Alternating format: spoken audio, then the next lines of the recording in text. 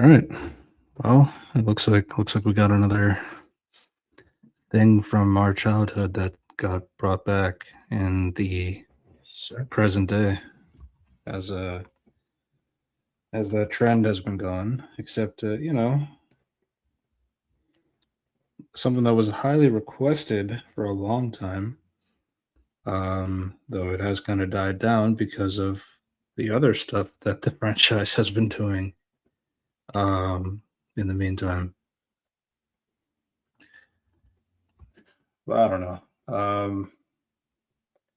And then unfortunately, after quite the story, it seems like the behind the scenes is probably the more entertaining part of the story. But yeah, so we got Avatar, Aang, the Last Airbender, after a few title changes. Um, yeah. So you got the show coming back after what, 19 Um, years after? yeah, and 2007, right? So Yeah. 19 years. Oh, right. Yeah. Yeah. And then obviously you had other stuff. Widely popular show. It's pretty highly rated among all TV shows, not just cartoons. Like I think it was like seventh place in IMDb, some of that. Um I didn't watch it. I didn't watch it completely when I was young. I saw it during the time when like Netflix added the original show um during COVID.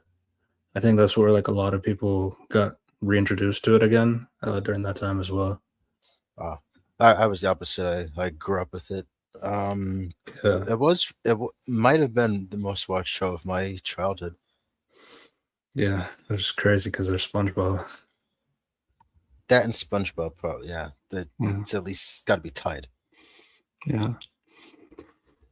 So yeah, there's always been like that kind of thing, especially with I know like it's many years later. There's a lot to say about the original show in general. At least I really enjoyed that show. I watch it again here and there. Um, I think like a lot of the appeal came from like the unique magic system, the characters, um, and like how their interactions with each other, and then like the general story of where the story goes. Um, I think it's aged pretty well. I know it's in 2026 you can hear a lot of takes, but that's just mine. But I feel the same. I think, yeah. yeah, you did get like stuff like the Legend of Korra. You had comics that also had some stuff set after the original show as well. Um, I never read the comics. And yeah, I only finished half of Core and didn't see the later two seasons. yeah, I I watched Korra. Um, I remember the first three seasons more than the last one, but it's also been a while since I've rewatched it. But I don't know. So that might affect a few things in terms of some discussions here and there regarding this film. So this film is set in between the third season of Avatar and well, Korra, technically, but um, from a more official standpoint, it is set after the original show with the characters as more of like young adults at this point of their life. You got your characters like Aang, kind of serving as the leader, but like avatar of Republic City. You got Fire Lord Zuko with the Fire Nation. You have Katara kind of serving as a councilwoman for Republic City. Um, and then you also had Toph like teaching, and you had Sokka teaching in their respective areas. Um, I mean, so you had a few things because it is one of those scenarios where um, the original show does end with like a pretty big threat being stopped and all that stuff, and the concept of uniting the elements together under one kind of thing with unity. Um, so I guess like that's always going to be like the question is like, what do you do after that in terms of threat level kind of a thing, which that Yeah, in terms I of threat, like how much you can especially with change and progress. like how peak everybody on Team Gang is in general. Of course. Um, so that was always going to. I think that's always been kind of like the conversation. Like a show, like a sequel show with the adults is definitely very appealing. But I think like one of the things would be at least hindering wise would be trying to make a threat that also makes sense, especially when because like this is a kind of thing that the Fire Nation has been causing this war for 100 years.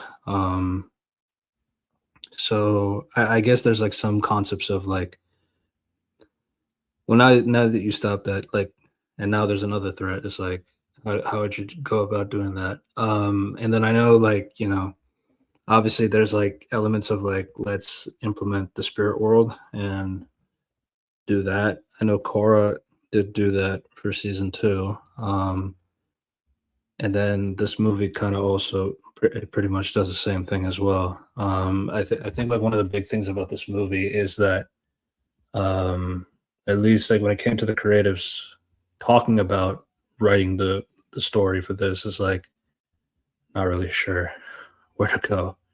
It's kind of hard. That's what they're saying. Yeah, Um, because everything starts to be in a certain way by the time of core, the beginning of core. So yeah, it's a bit tricky. yeah. So I do think like a movie actually does kind of work pretty well in this context because like I think like when it comes like the adult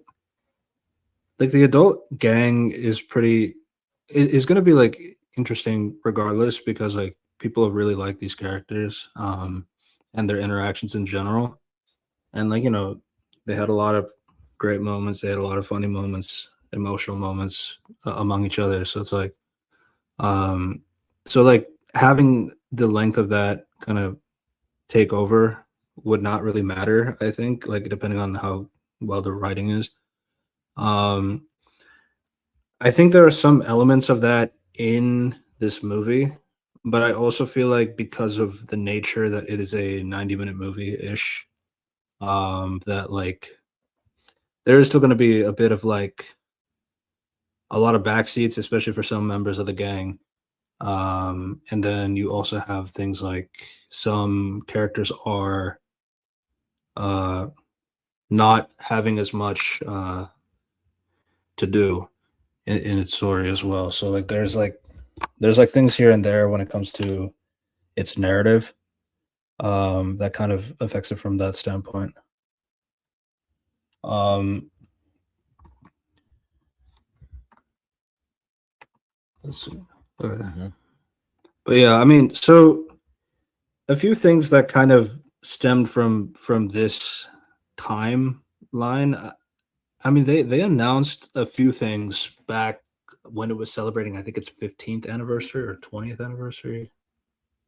I'm not sure, but they announced like three. They announced like three movies, a sequel show, Oh like yeah, for the out whole like like MC slate.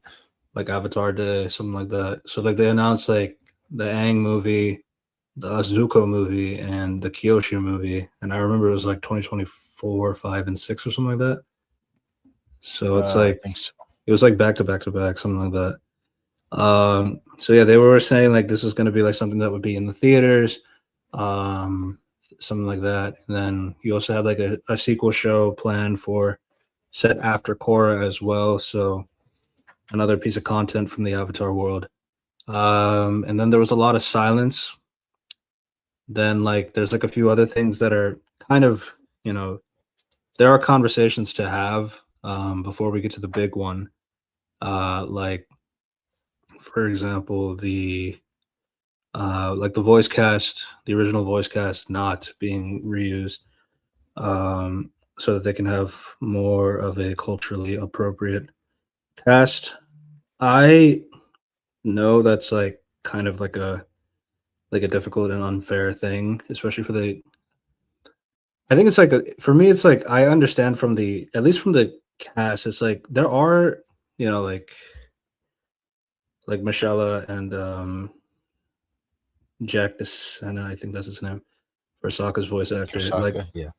yeah, and it hit them and like Dante Basco. They all like have done like a lot of podcasts, like talking with each other, reviewing the episodes, or like having their own personal feedback about their time during the Avatar show, and like generating like a lot of hype to bring back Avatar and all this stuff. So you can definitely see that their passion is like there.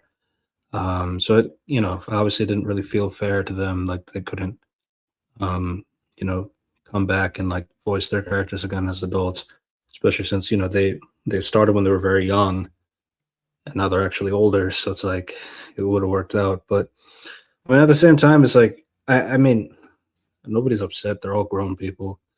Um, so I mean, they moved on. I don't know why. Feel bad for them if they don't feel bad for themselves. So it is what it is. Mhm. Um, but I will say though, it was kind of interesting that the cast that they did have, they did talk about it at Comic Con just a few weeks ago. Like, yeah, most of these guys they haven't even met each other in person because they did a lot of the Yeah, kind voice of work crazy. and isolated kind of a thing. So it was like the Comic Con was like the first time in years that they've met each other because yeah, because they've also been kind of filming this for a while actually. Um, yeah, so like what I was saying here, like they announced it in 2021 February with Avatar Studios. Uh, this was like a brand new division that Nickelodeon created for Avatar, its universe in 2021.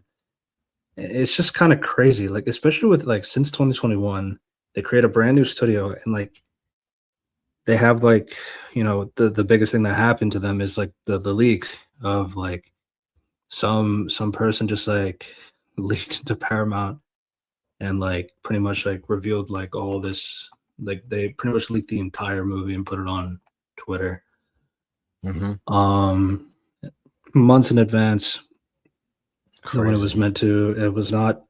It was pretty much essentially. It was like the ideas are all there, but like they're still like they have to polish up the animation stuff like that.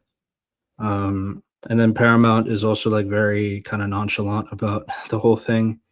Yeah, we lost $80 million, but who fucking cares? It's like, Yeah, whoops.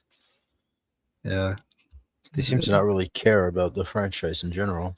maybe they forgot to change the password as not to be password. So yeah, so you had things like that, and then you also had them talking like supervillains at one point. Like it's like, oh, we also have the Avatar sequel show as well. If they don't comply, then we'll leak this too. And then Yeah.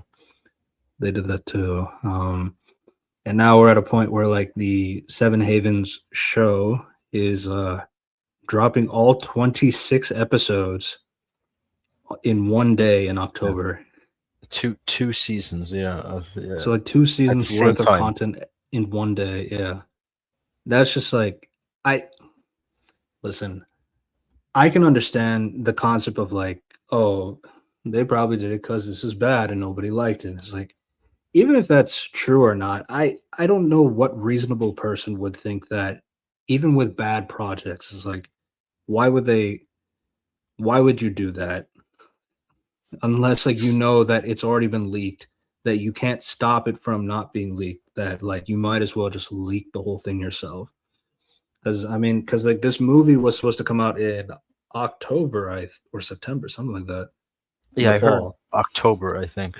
Yeah, and And then they then pushed it all the way to I think end of June or early July, something like June that. July 25th. July 25th. Yeah. So yeah, it's like I had to really massively like push it in, and then you have like them say, like let's put the movie in theaters, but it's only going to be in New York and L.A. So it's like and only for like 2 days, just so they can like qualify for like awards and stuff like that. So Paramount didn't give a fuck, and it's like I think like one of the weirdest things about Paramount in general and Nickelodeon's relationship with Avatar is like I mean, yeah, like again, we talked about like a whole slate of items since 2021 that was like kind of on the docket, and you don't hear anything about the Kyoshi movie or the Korra movie or the Zuko movie. Uh, Obviously, this one was like one of the things that they were focusing on, obviously with the adult gang being prominent in the film. Um, and then yeah, and then you also have like your sequel show getting canceled, and then I'm pretty sure not canceled, all aired at once. And then I believe, if I'm not mistaken, I think the video game too that recently came out. I think they The fighting also game? the fighting game. I think that was also leaked early too. If I'm not Oh, mistaken. I don't remember, but maybe. Yeah, I think that was a part of it. I mean, I don't know. It's just I it's just a really weird scenario, and it's like all this like hacking for like an Avatar franchise. Like I'm sure there's more Yeah. useful things to hack. That's going on right now. So there you go. But yeah, so I know like a few things that were kind of said about this movie. I mean, honestly, after watching the movie, I feel like it's kind of it is a pretty meh movie in general. Um, like it's not awful. It's not great. It rehashes a lot of ideas from previous episodes and stuff from its original show and from Korra, which doesn't have to be a bad thing, but I think the issue that kind of stems from it, it kind of like shows, especially when Brian and Michael talk about how I think it was them that talked about how it was kind of hard thinking of a plot for this one. So there you go, Mike Waldron. I didn't know what to do with the script. Ah, that was a real thing. That was a real thing. That was said. Yeah. So you know, I mean, the other thing that was like kind of mostly talked about a lot is like people really love the animation. I know, like for me, it's like they put a lot. You can definitely see that they put a lot of work in the animation in general. That it's clearly not meant for streaming. Like it was clearly meant to be seen on the big screen in like the biggest screens that you can find, and it's like it's really unfortunate that this had to happen the way that it did. That like now it's just a streaming movie that will quickly be forgotten. Instead of taking advantage of actually bringing Avatar back, even if the film is like mid or bad, it's like I think that that would still generate a lot of like that would have generated like a lot of like appeal for people to at least see the movie in theaters. So I don't know. It's a very I would think so. Yeah. weird organization. But yeah, you can you. So I know like they were using a lot of like 2D and 3D uh, kinds of drawings, like combining the two to make what it is. I know like one of the main complaints in terms of like the animation is mainly the faces of each of the characters. They don't really resemble the original characters as well, but outside of that, they still feel pretty good about everything else. I will say though, I mean, the whole gang. I mean, like there is something for everybody. I mean, I'm pretty sure they're like a bisexual's fantasy with all the characters. So because there Yeah. are, because yeah, I mean we've seen a lot of artwork. So yeah. Oh yes. Well, yeah.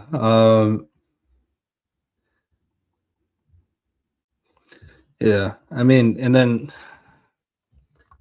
I mean, even from an initial standpoint, a lot of the critics they mainly praise the animation, but criticize the story, which we'll get into.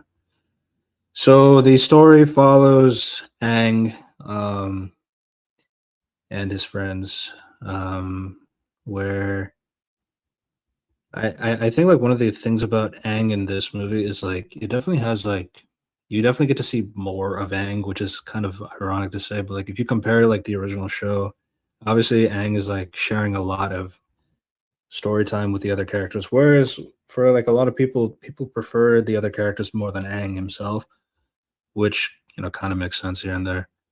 But Aang is still like a very good character as well. But obviously, like with this film focusing more on Aang's personality and his kind of his relationship post the war and all that stuff, he does still think about you know the nightmares of being the kid that ran away and all that stuff, and having his culture die without him, having a chance of getting anything back. So that's kind of like how the film opens up. You see all the sky bison, um, and and it's like racing the other kids, but then Monkey also sits on his glider. Um, but yeah, and then you see like the nightmare where like everything goes to fire and everybody's asking where's Aang. So the film does have a lot of moments where it does like reanimate some of the things or like retell ish kind of like stuff from the original show. Obviously, to I'm sure to like bring everybody up to speed, or if they haven't seen the show for any reason, they have something that kind of reflects back at that kind of If you stuff. haven't, go watch it now. Yeah. So it's like it's like, but it is one of those things. Like it can be annoying, like when it does it a lot, especially since it is like a limited runtime. Uh, but like at the same time, I there is like some cool things that they do with the animation as well, since they do like the similar kind of like retelling of the four elements as well, but they use like the characters where they're young and then older, or Toph, Zuko, Qatar, and Aang. And then they also give a moment to highlight uh, Sokka's bravery, as even though he was a non-bender, he's still like one of the bravest people he knows. That kind of stuff too. That's why So it's Sokka. yeah,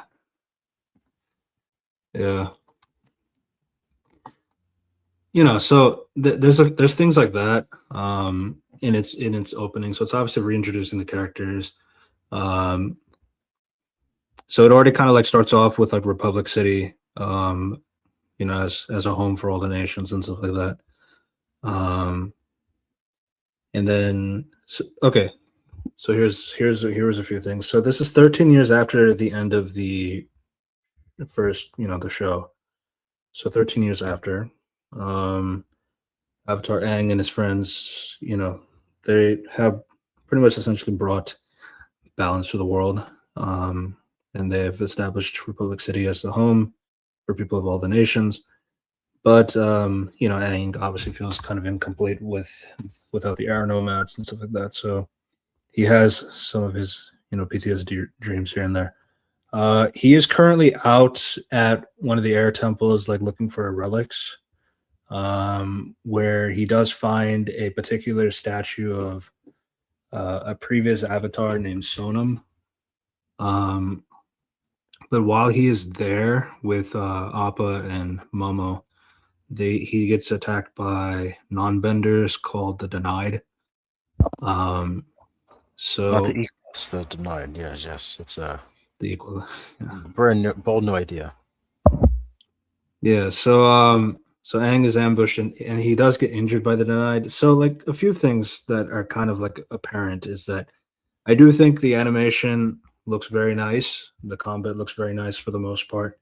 But I felt like Aang was like pretty weak in general, especially with some of the things that he gets surprised by, or like how he uh some moves that like he's having a hard time with non-benders, where he should probably be in his prime. So it's like, especially with like how easy it was for him, like in the original show too. So it's like there are moments of there like where they nerf him, and it's kind of obvious that they nerf him. So that gets kind of annoying. There's this one love country particular morphed in girl places. who's voiced by Geraldine Vishwanathan, where she was supposed to attack Aang and she didn't want to do it, and then so one of the people. So it's like it's very similar to the Fire Nation Arrow people that they had in during the wall episode with the mask.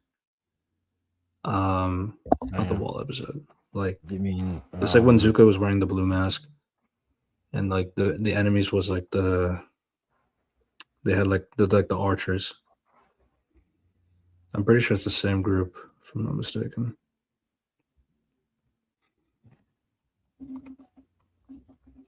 um it was when Zuko's the blue spirit with Oh, yeah, archers? Israel. I can't remember.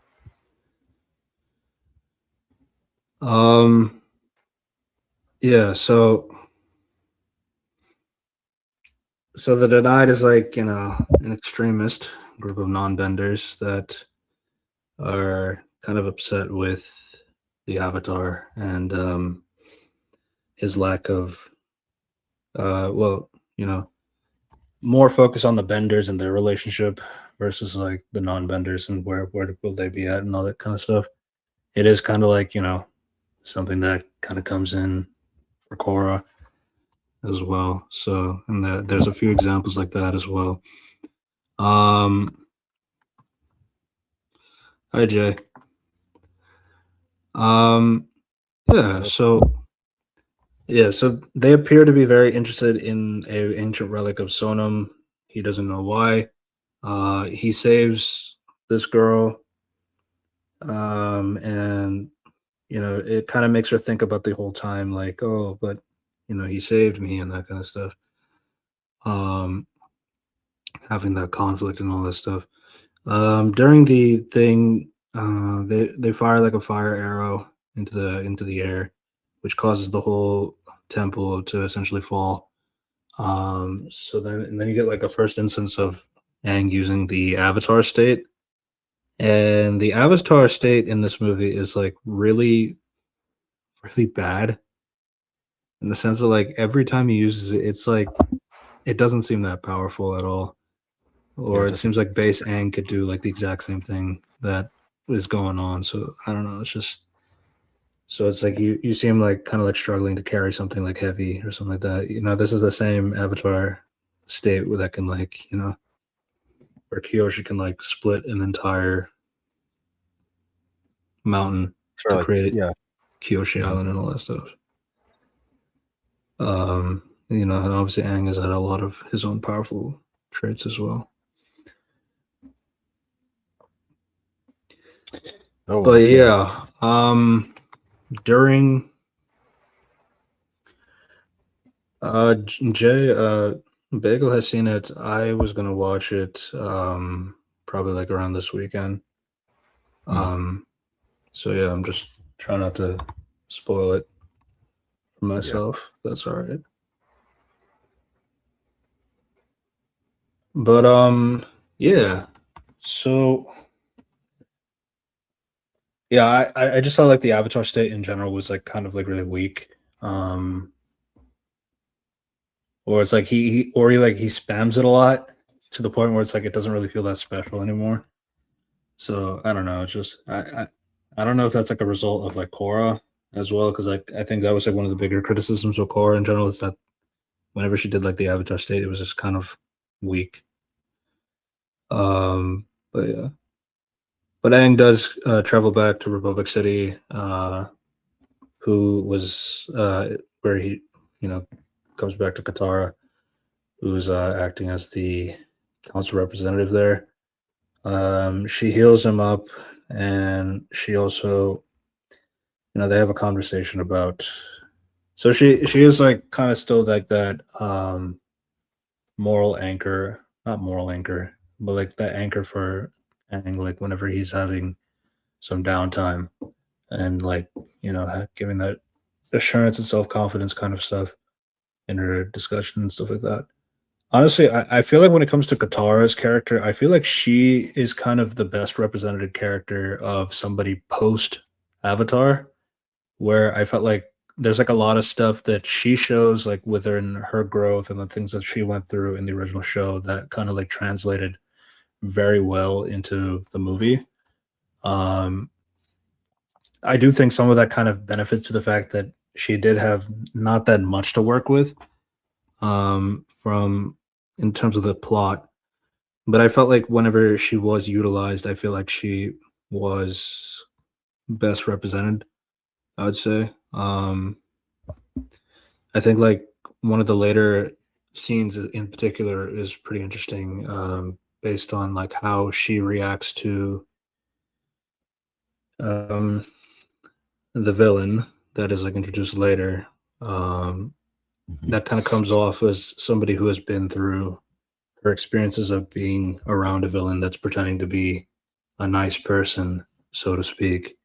So she's seeing like some cues and stuff like that so that she doesn't make the same mistakes that she did when she was younger. So I thought so I did think that Qatar was like pretty well represented. Yeah, I can agree. Um Seems to be pretty good but progression. yeah, so Aang does go he decides to go and meditate on gotcha. Yeah, I'll be sure none of us spoil it. Try. Yeah, I won't spoil it. Um but yeah, so I feel like not I feel like right, okay. So Aang decides that, because that the denied were pretty interested in the Sonam statue, he should probably go back and try to connect with his previous lives, so that he can maybe learn what is it about Sonam that is interesting to them. So here was a few things that I wanted to comment on. So there was a lot of cameos. You got the Cabbage Man, you got the foaming mouth guy, you got the secret tunnel guys. Mm-hmm. So you have all these cameos, and I guess Suki just doesn't fit in the story. I guess. Yeah. I don't get it.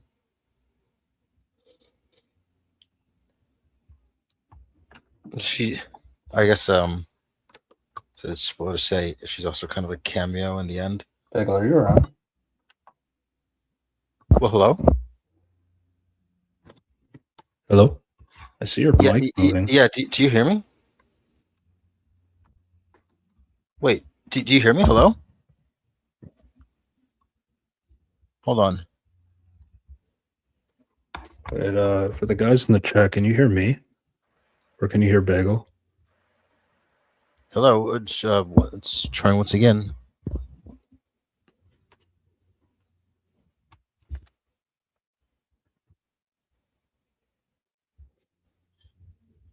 Hello. Hello. I hear you. Do you? Now I can No. hear you. Oh, sorry. How long was that not working? I was seeing a few comments here and there. I have no idea. I just kind of Oh, oh damn. kept talking. I think the last I heard you was pretty much that fight scene. Um. I. Well, damn. I don't remember what I was saying when we were at. I was saying that I think that I agree with that Qatar was well represented here and showing her progression as a character. With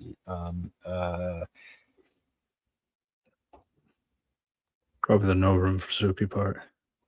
yes, that's what it was. I was saying how she's I guess spoilers that she's also basically a cameo. She gets a scene in the background and then in the credits. Hooray!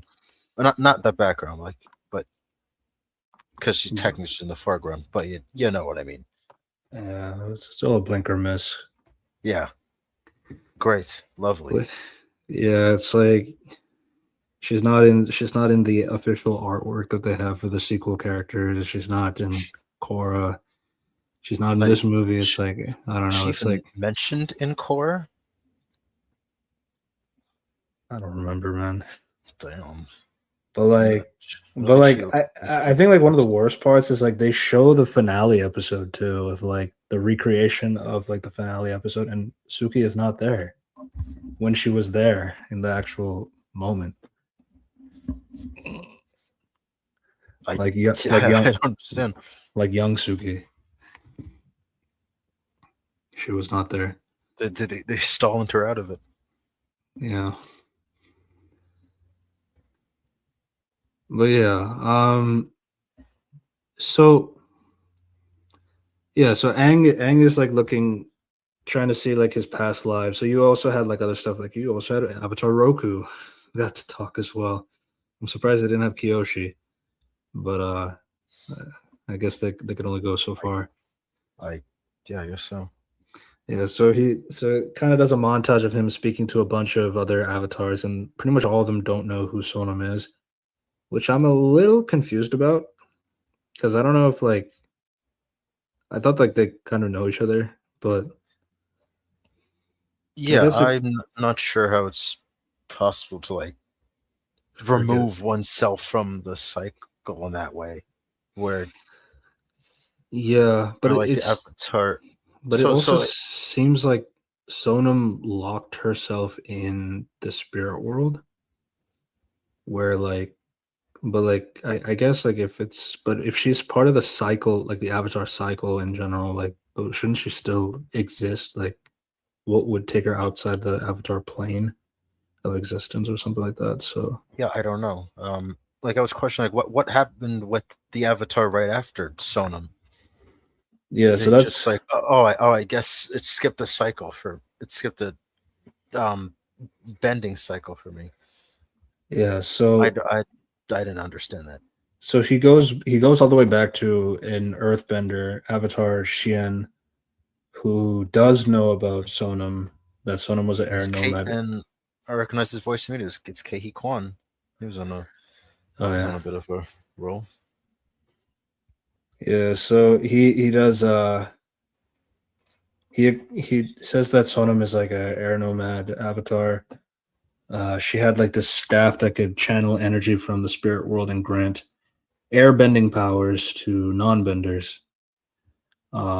So this gets, you know, Aang to think that the denied they are trying to get the staff to give themselves powers and all that stuff.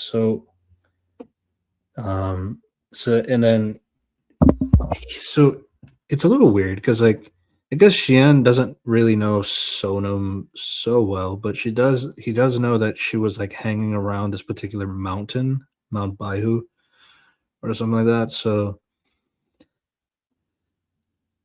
okay. I mean, so something from 5,000 years ago. You have the knowledge of something that's there. All right. But then like you know, I can't really I'm kind of a little lost to the timeline of like where we are in terms of what is like known and what is not known kind of a thing.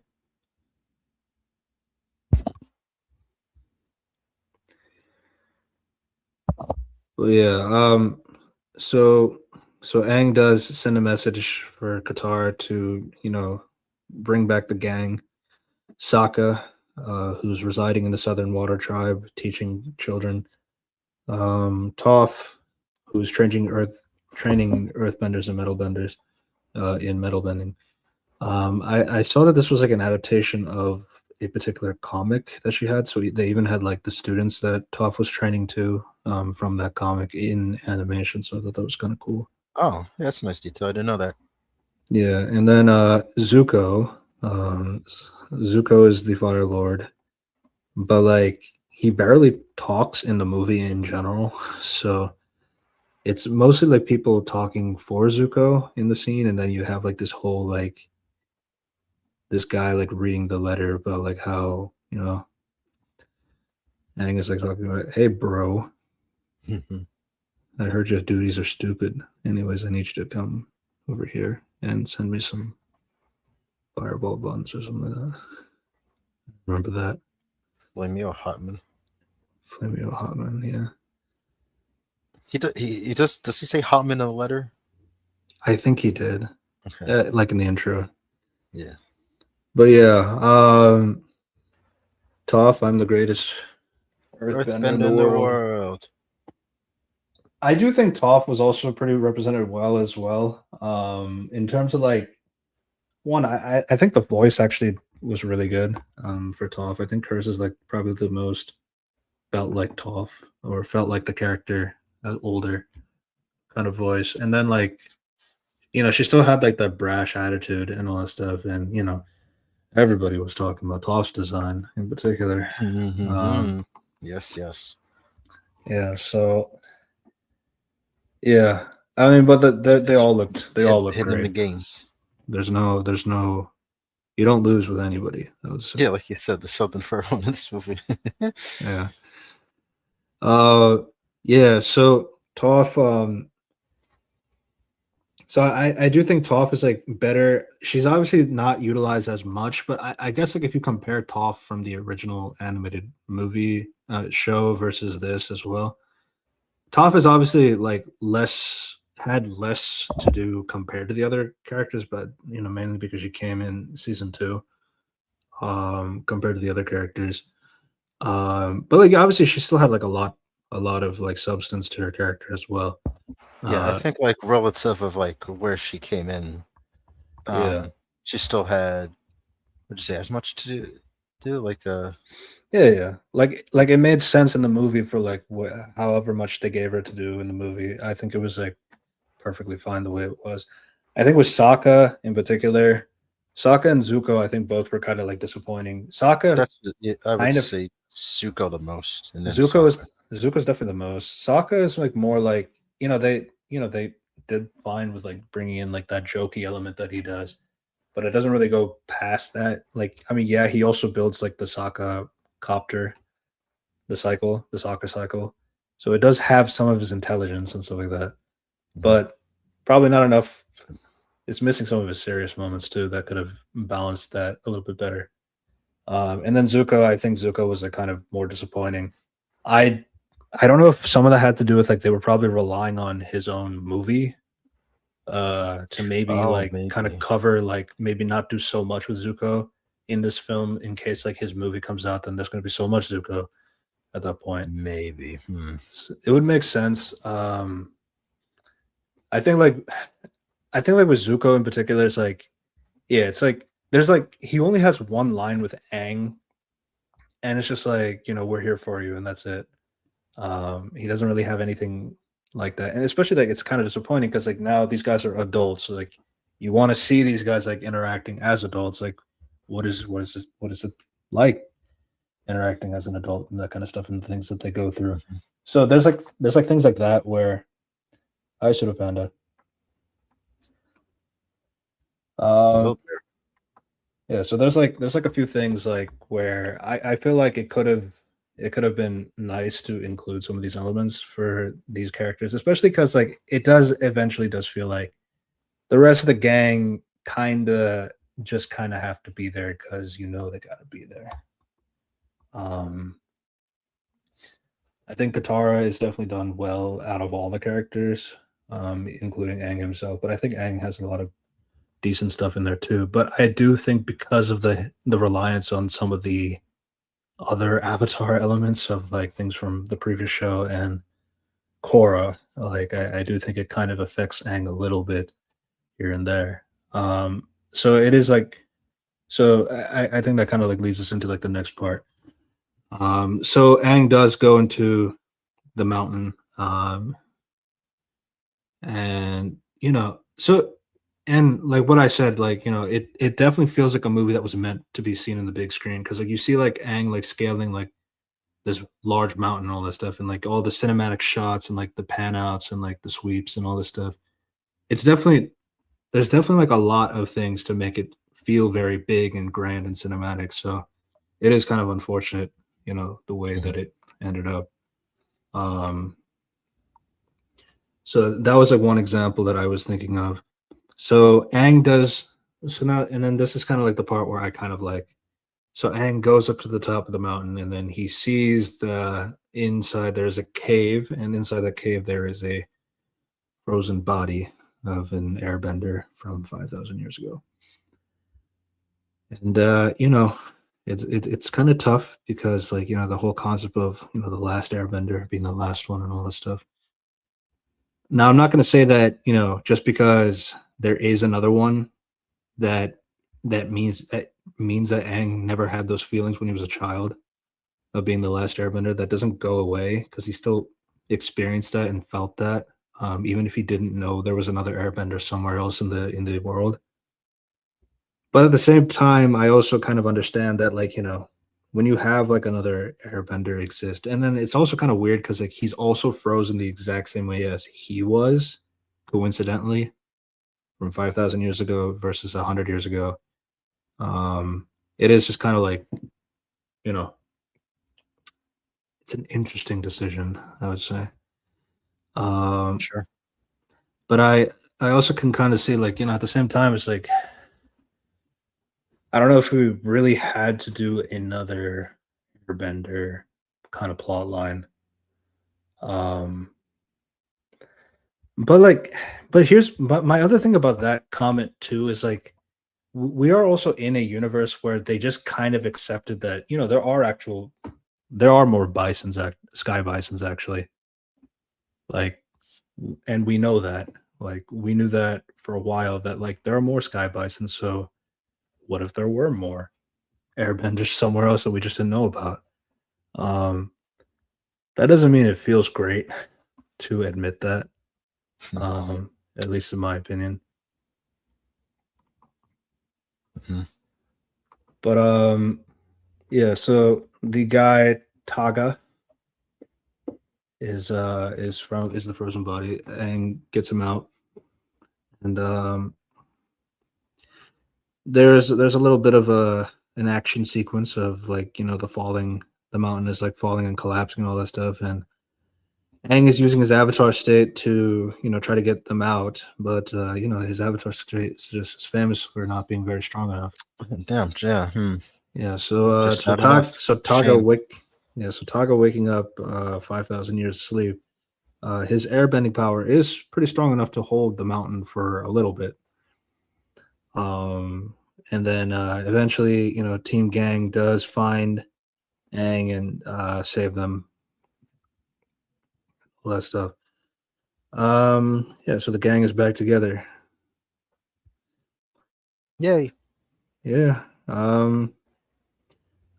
Taka gets sleeps and then he pass out, and then when he wakes up, Katara is like healing him. They're talking about how hot he is, uh, things like that. Haha. Yeah. So yeah. Then Taka like sees Toph doing earth bending, is like assumes she's a Nazi. Um, Interesting. Yeah. A little bit of no, she's a friend. Oh, okay. earthbending racism. Yeah. So yeah. So Taka. So a few things. Aang notices a few things like Taga's tattoos are more ancient looking than his. So he's definitely much older than uh him, like his generation of airbenders and stuff like that. So, and then we do learn that Sonam is from 5,000 years before. Um, so it's obviously a lot for Aang to process that there is another airbender, and all that stuff. And like Taga also talks about the concept of the staff, how the staff has the ability to give other airbenders their powers. So like for example, Sonam gave him his powers as an airbender as well, which was like, so that got me thinking because in season 3 of Avatar, Korra, you have like the airbenders just kind of like randomly come in like a mutant gene after the events of the spirit world. season 2 The harmonic finale, conversions, the right? harmonic conversion stuff, and Yeah. like, yeah. So we just, I guess we just had another instance where like people randomly got airbending powers at that one time decades ago, And and specifically because of the staff, I guess. yeah. So okay. So this MacGuffin is able to Mhm. give the power of airbending to people. So obviously Aang is like kind of happy to hear that because like it's a possibility of, bringing the airbenders back, so that it's not just him. And with the help of Yeah. Taga, Then they can like, have a new race of airbenders come and like continue the legacy after, Aang one day is gone. yeah, it relates to what you said about the stakes though, because it's like, when you see the beginning of Core, and there's still not um any Earthbenders, it's like, oh, I wonder if this is going to work out. Yeah. So like I know that that was a kind of another thing is like, and especially like giving another airbender is a kind of disappointing in the aspect of like, okay, so Aang is not really the last airbender then, by technicality. But like at the same time, it's like, but I feel like if you made like Taga like a air nomad, like fanatic, like an expert in air nomad history and stuff like that from 5,000 years ago, but he's still like a non-bender. It's like it would still kind of feel like Zahir. So maybe that's why they didn't do it that way either. But yeah, I don't know. It's like there's a few things like where I can see like where the ideas of a story is coming in, but then I can also feel like there's a little bit of laziness in terms of going about the other aspects of it because of how similar some of these plot elements are.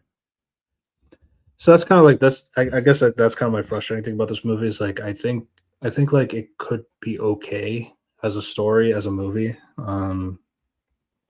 but like there's like a few decisions in terms of its world building that could have been better. But yeah, so they all go on Zuko's airship. So Taga, he's kind of like, why can't you and I just do this together? And it's like, no, I mean, they're these guys are my bros, so we kind of just do everything together. All right. Um, so yeah, so there's a few things that I do like about Taga, despite like obviously the twist is like one of the most obvious things ever. I do think because of What do you mean? I do think because of Dave Batista's like his direction and voice acting, I think he's like pretty good at least pretending to be like a nice person. So it's like you kind of have a few bonding moments of Aang and Taga like kind of like learning from each other, their experience about being the last of their generations of airbenders and stuff like that. Um, Witnessing the death of a lot of their fellow airbenders as well, and like how they have a hope that one day they can bring the Airnomas back and be restored, that kind of thing. Um, Although in the meantime, like Taka does voice a little bit of his concerns, like he still has like kind of a prejudice against the other bending nations.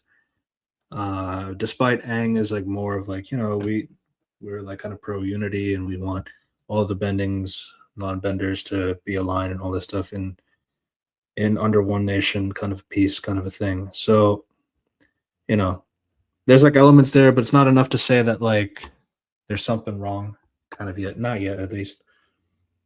And then you also have something where you know Taga is also teaching Aang a skill that airbenders used to do, but it would require like two airbenders to do it together. It's like where they tether a airstream among each other, they can like use that to like toss each other around like flight, essentially. Um, Now I will say I don't mind that power being established because in the original show, Aang is the only airbender, so there's no reason to really uh, act like this could have not have happened before because he doesn't have another airbender to do this kind of particular skill with. Yeah. Though I guess my question would be, I guess he never taught Tenzin how to do that, but maybe he did. Maybe he did because Tenzin was the only airbender for a while until he wasn't. But we don't have to talk about that.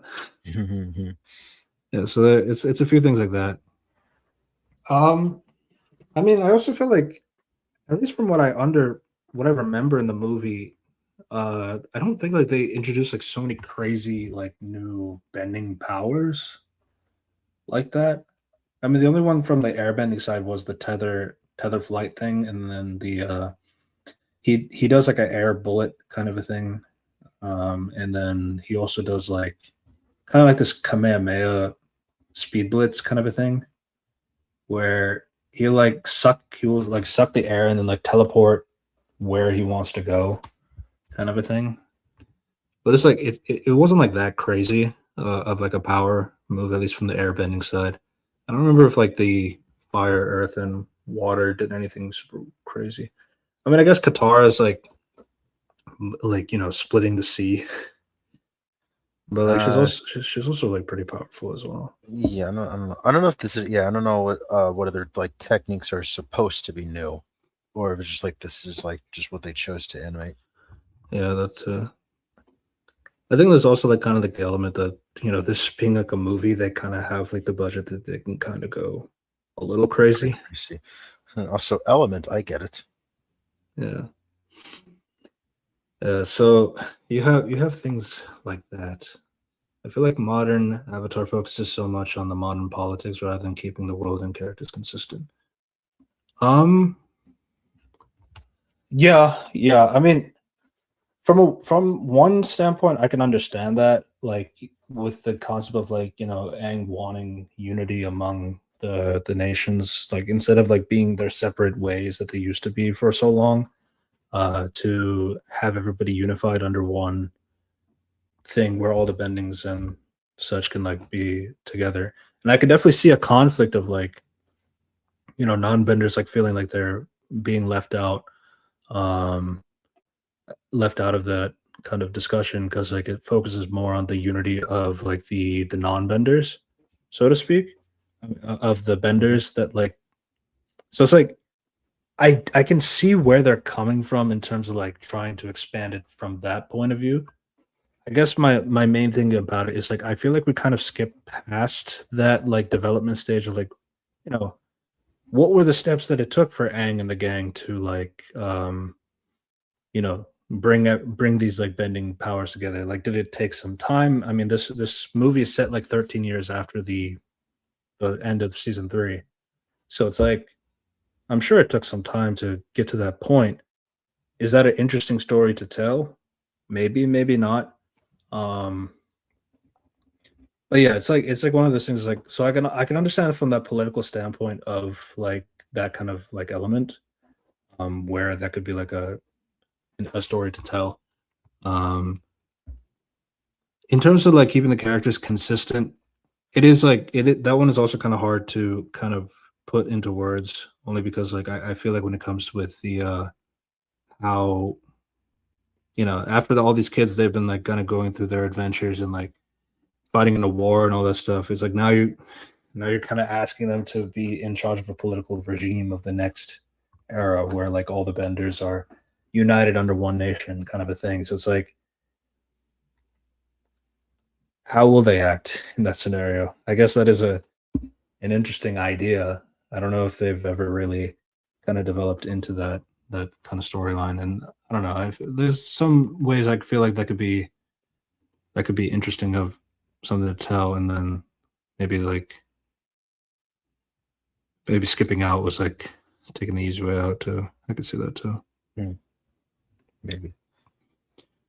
But yeah, so Aang and Taka, they have a bit of a bonding moment here and there. So like I will say, because again, this is like definitely another plot line because of the twist that's about to happen. But like it is very reminiscent of Korra in season 2 when she's like interacting with Ulak, um, and like you know somebody who seems to be like a nice guy, but has like a nefarious reasons. Though I will say, because of how Dave Bautista approaches his character, I feel like the bond between his relationship with Aang feels a little bit more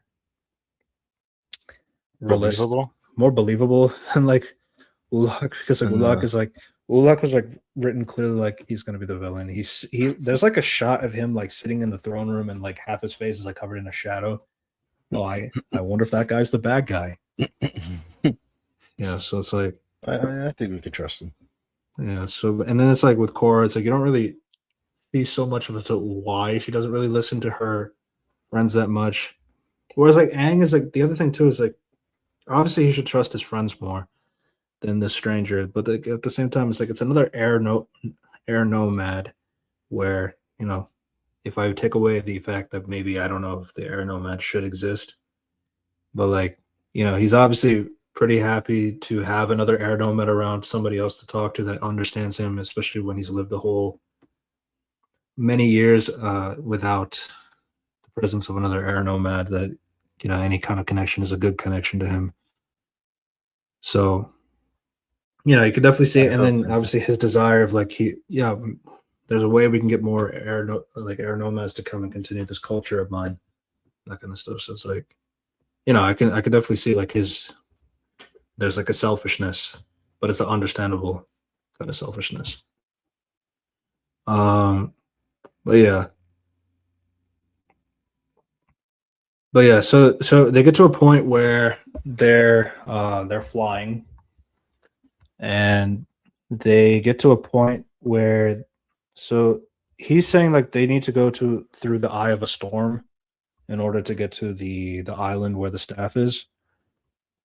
And meanwhile, the Denieds are after them as well.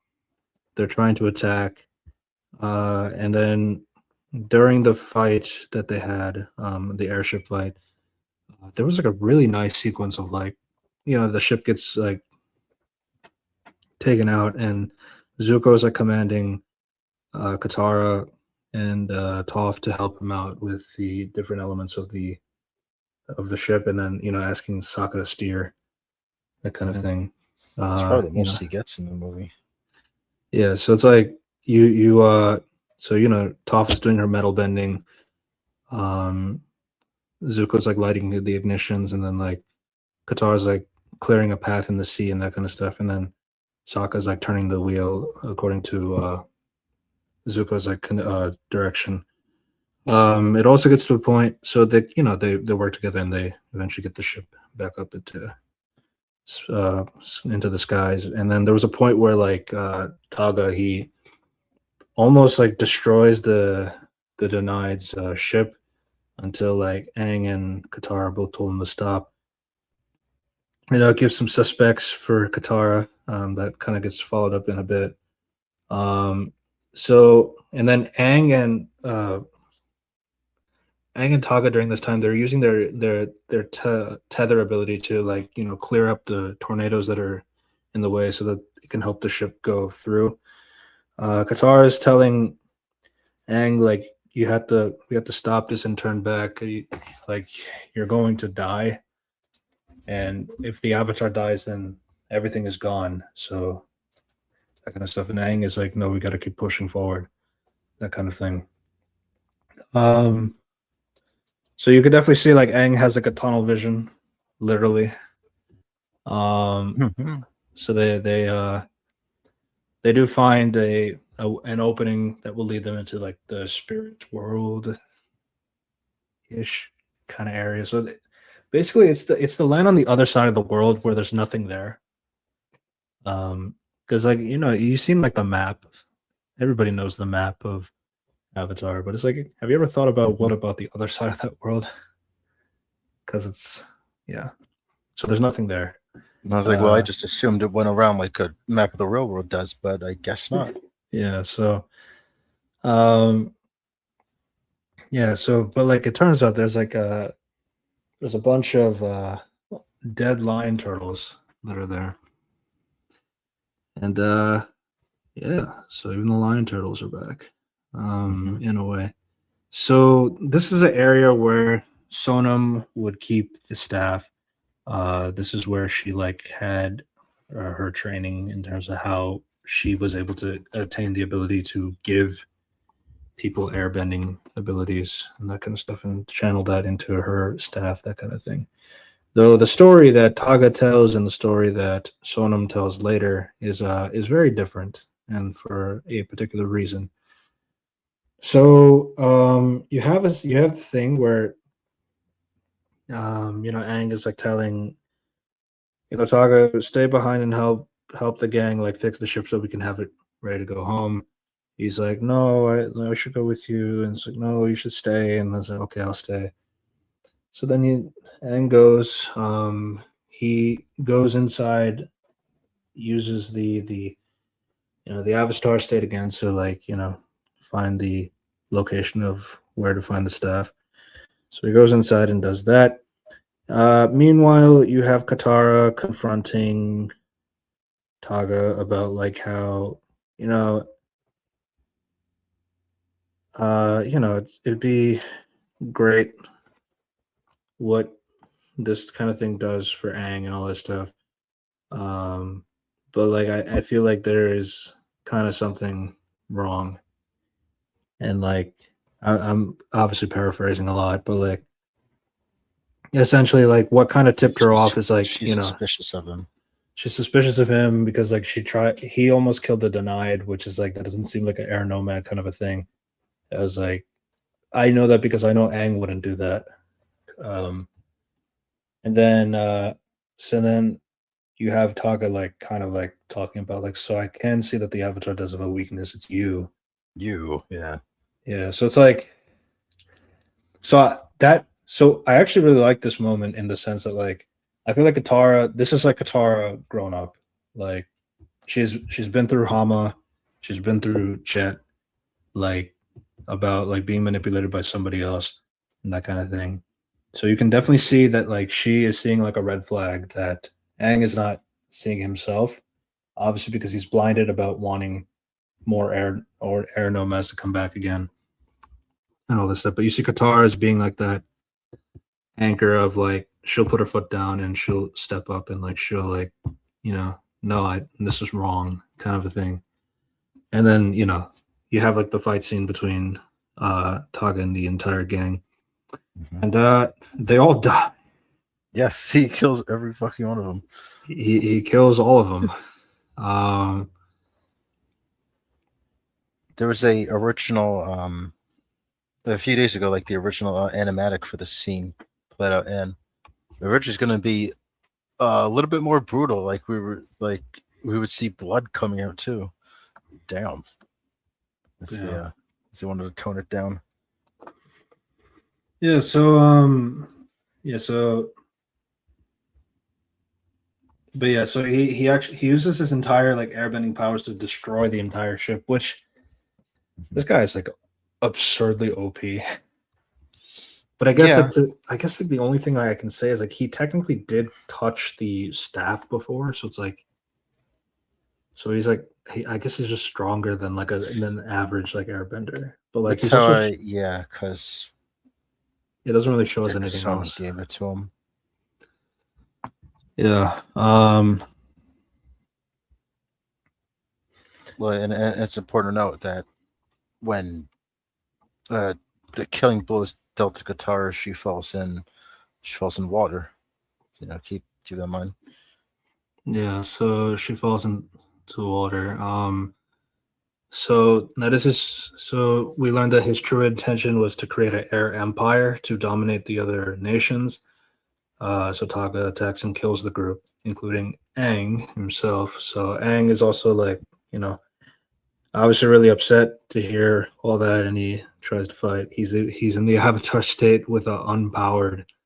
Taka has the staff, but it's not that he's not like Super Taka yet. So it's like, and then like he literally kills Aang in the Avatar. Avatar state. I like when Taga touches the staff and it turns all red and evil. Yeah, it's like, but yeah, Aang is in the Avatar state and he does like the air bullet thing to to kill him. So it's like, one of the things that was established in the Guru Pratik episode. If you die in the Avatar state, that's it. That'll break the cycle forever. It'll break No the more cycle forever. avatars. Yeah, but you see, the thing is, like, it won't be until Korra that breaks the cycle. So Right. so we can't do that yet. Yeah. So, but like he didn't like truly die yet. So he's in the spirit world. He has a chance to talk to Sonam's spirit. And then she tells him Yeah. the real story, that like Taga was a regular guy. But obviously, like, you had like the point where Aang is like really upset first, like where he's like, it's like it always keeps happening to me, like I ever since I ran away, that kind of stuff. So obviously he's like still feeling like a lot of like the initial guilt of where he is. So like, again, it's like there's like a lot of things that I can appreciate in the narrative. I feel like the decision of where we decide to go with the villain and like connecting that overall. But the weird thing is, like, I do kind of like the relationship that Aang has with Taga as well. So it's like, I don't know, it's like it's a really weird spot for me with this movie. Like, there's things I like about it and there's things I don't like about it, but I don't know which of the things would you take out to fix, and like which of the things, like, I'm not like the kind of guys like, oh, like nothing will work. I'm sure there's a few things that can't work at all, but like, I don't know. I guess like that, maybe I need more time to think about that. I don't know if I will think about it again. Is the other thing too. So, because that's how it be sometimes. One thing that I was unfortunately questioning during the scene, hate to be negative if you kind of praise the part, but because Aang is able to finally talk to Sonam because she says, like, no other avatar has reached like the despair that he felt. I don't know. It's like it's not really negative. It's just a questioning feel. I'm like, okay, I guess nobody else was this sad where they could reach her. I mean, Roku started a 100-year war, bro. Yeah. Well, to be fair, there's a a context. There's a context to talking to Sonam, I guess. It's like, yeah. Yeah. I mean, 1 out of the 10,000 years avatars, like, I guess somewhere. I am a little confused about her story though, because she says that like she had like this moment, like, well, the first person she gave the airbending powers was to Taga, and kind of raised him as that. But then like he got into a war with like the Earth Kingdom, and like they decimated all the airbenders because they were just not fit for that. Because like airbenders, like what they were normally there for is like they're pretty much the peacemakers of like the other bender. Sorry, they're like the peacekeepers of like all the other elements to keep them at bay, kind of a thing. But all the elements, they do like kind of branch out and they kind of do their own thing, like the Earth Kingdom, the Fire Nation, the Water Tribe. They're all like separated, kind of thing.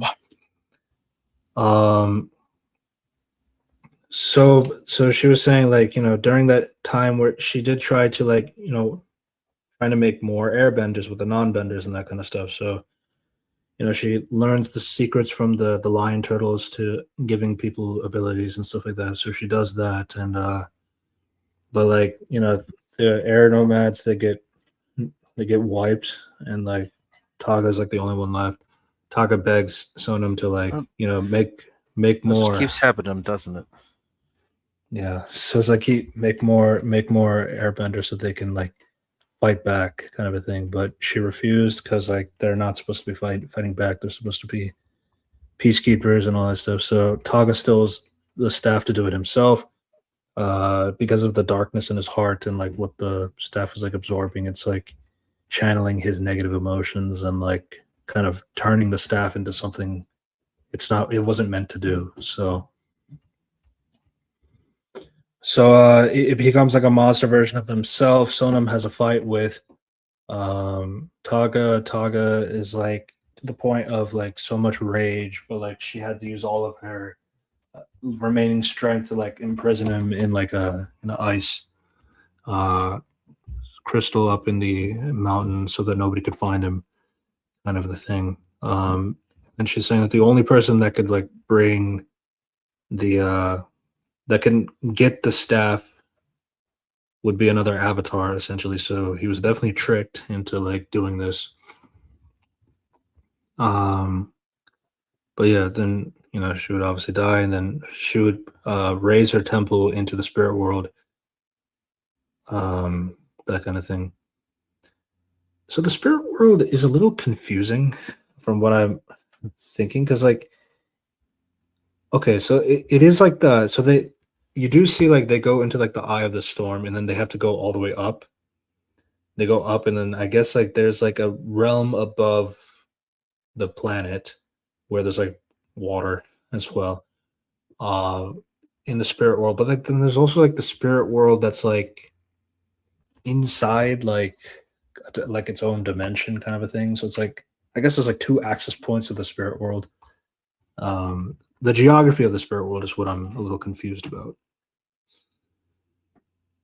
because like even the I don't get it. yeah, because I also remember Korra, because like there was like there's kind of like a hole as well that kind of leads you to the spirit world as well from where they are.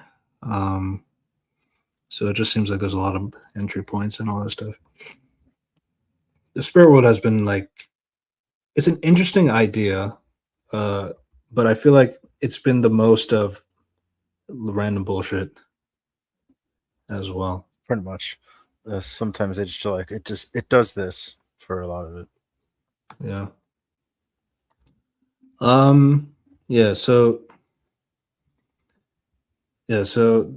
Sonam, pleads Aang to stop Taga before he reconnects the staff to the temple. Um. So, and then you see a sequence of like, Aang is like dying, like to the point where like he's begging the Avatar cycle not like don't let it end, because he has to stop him and all this stuff.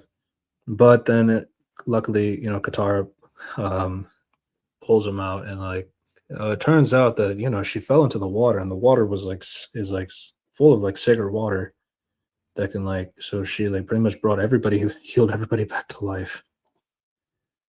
Hey, how fortunate. And like how convenient you can like pretty much save people from actual death, including the Avatar, and bring them all back to life. But as long as like it's in like a certain time window, I guess. But yeah, so it's basically that season 2 episode, but like times 50. Mhm.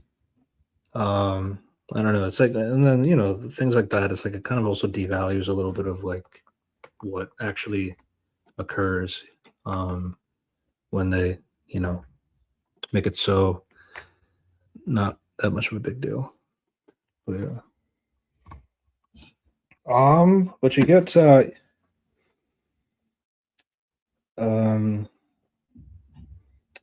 but like Toph shows more arms now, so there's that, because of the battle That's a damage. positive, yes. Yeah. So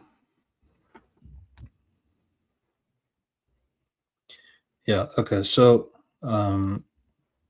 they do notice that like the spirit world is now like in a massive imbalance because of Taga, because he took Appa, and is flying back to Republic City to cause his damage. So Aang decides to go to the spirit world, and like takes everybody in with him, uh to essentially explore it and that kind of stuff. Um when they're in the spirit world, they do this thing where like, Aang and Sokka are back into like their young selves.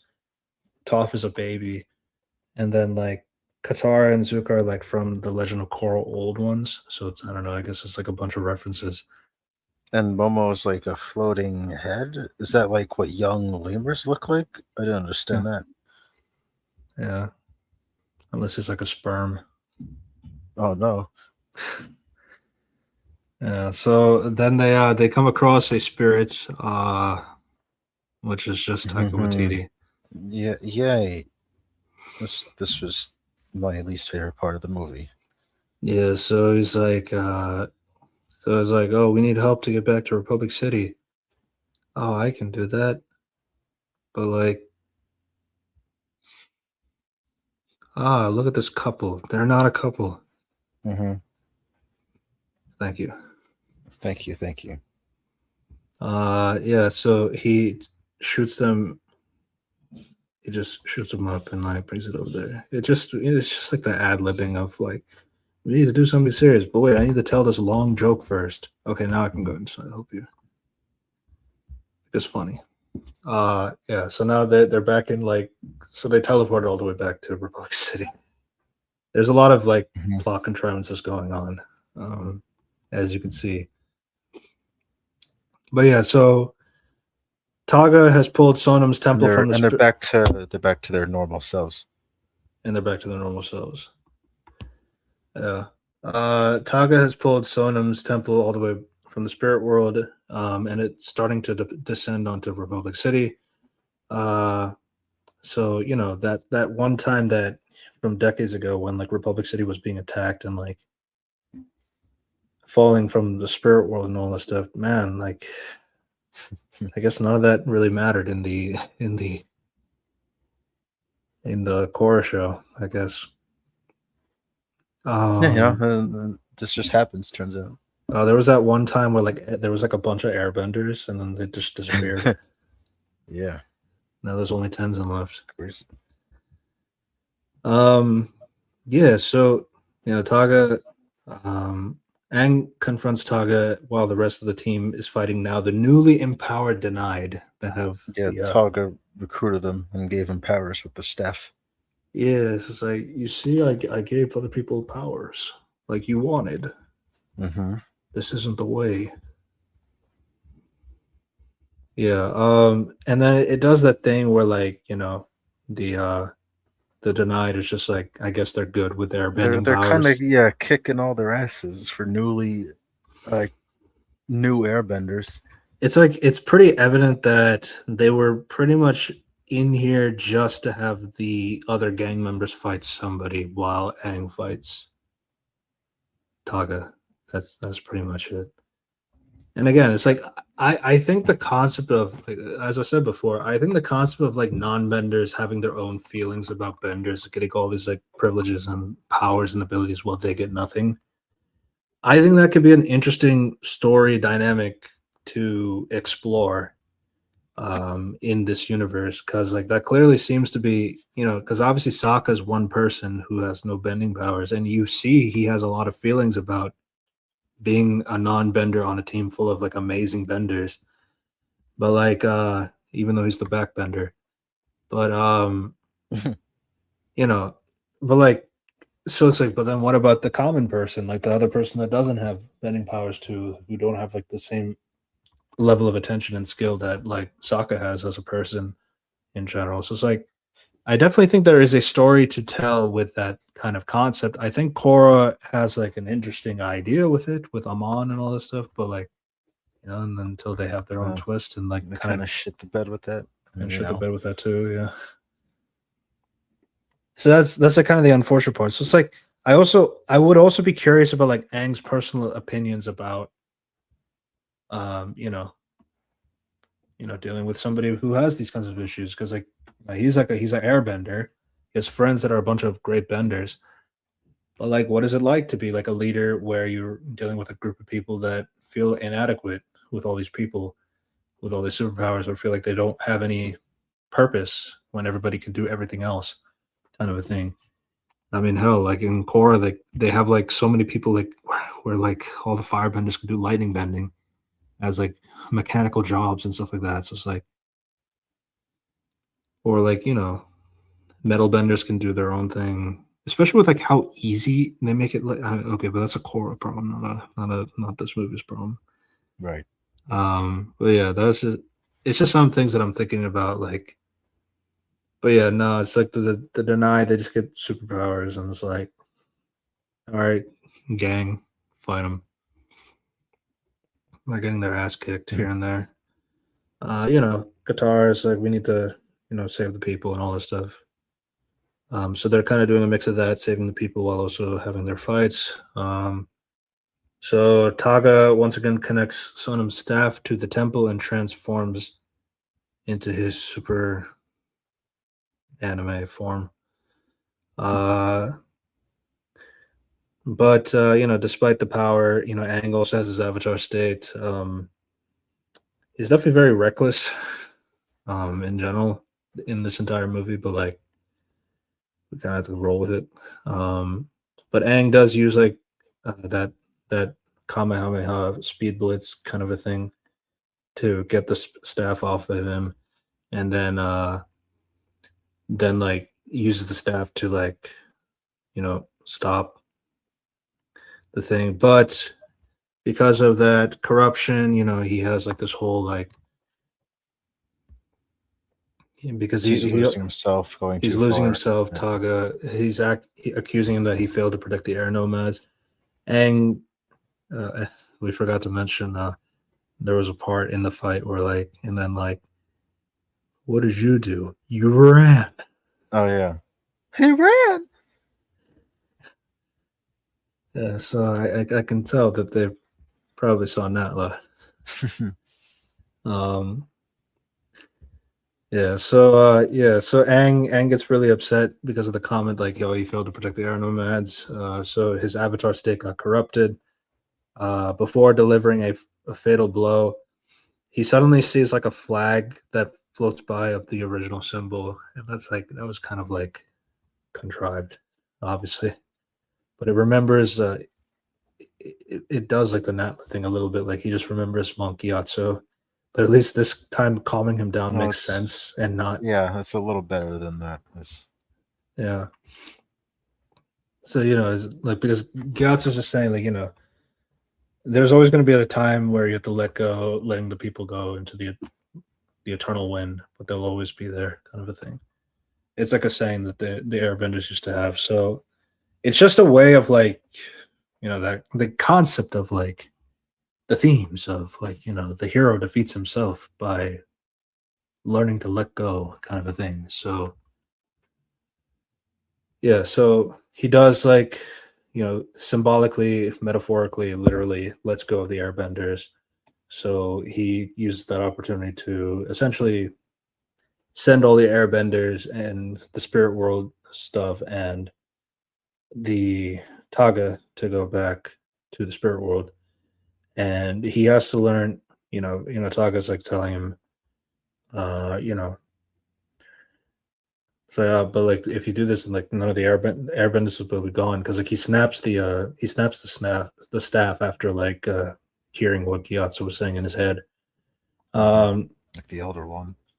yeah, so yeah, and then Aang is telling Taga to like he needs to forgive himself and let go of his grief, shame, and anger, while Aang is also forgiving himself, and so that he can give himself peace with running away from his avatar duties and allowing the 100-year war to continue and all that stuff. So it's like now I know in that concept is like, oh, but like Aang did forgive himself in the original show and all this stuff. I can understand that, but like at the same time, PTSD is still PTSD, especially with how young Aang dealt with all this stuff. So I don't think like it's like to say that oh it just came back for the sake of this movie. It's like I don't think that's like a bad thing in general because I think Aang can still have these feelings here and there, especially like when he was given an opportunity of like, oh, this is a way you can bring airbending back to the world after it's been gone for a century. So it's like, I mean, of course, he's gonna have like a lot of feelings of like, should I do that or I should do that kind of a thing.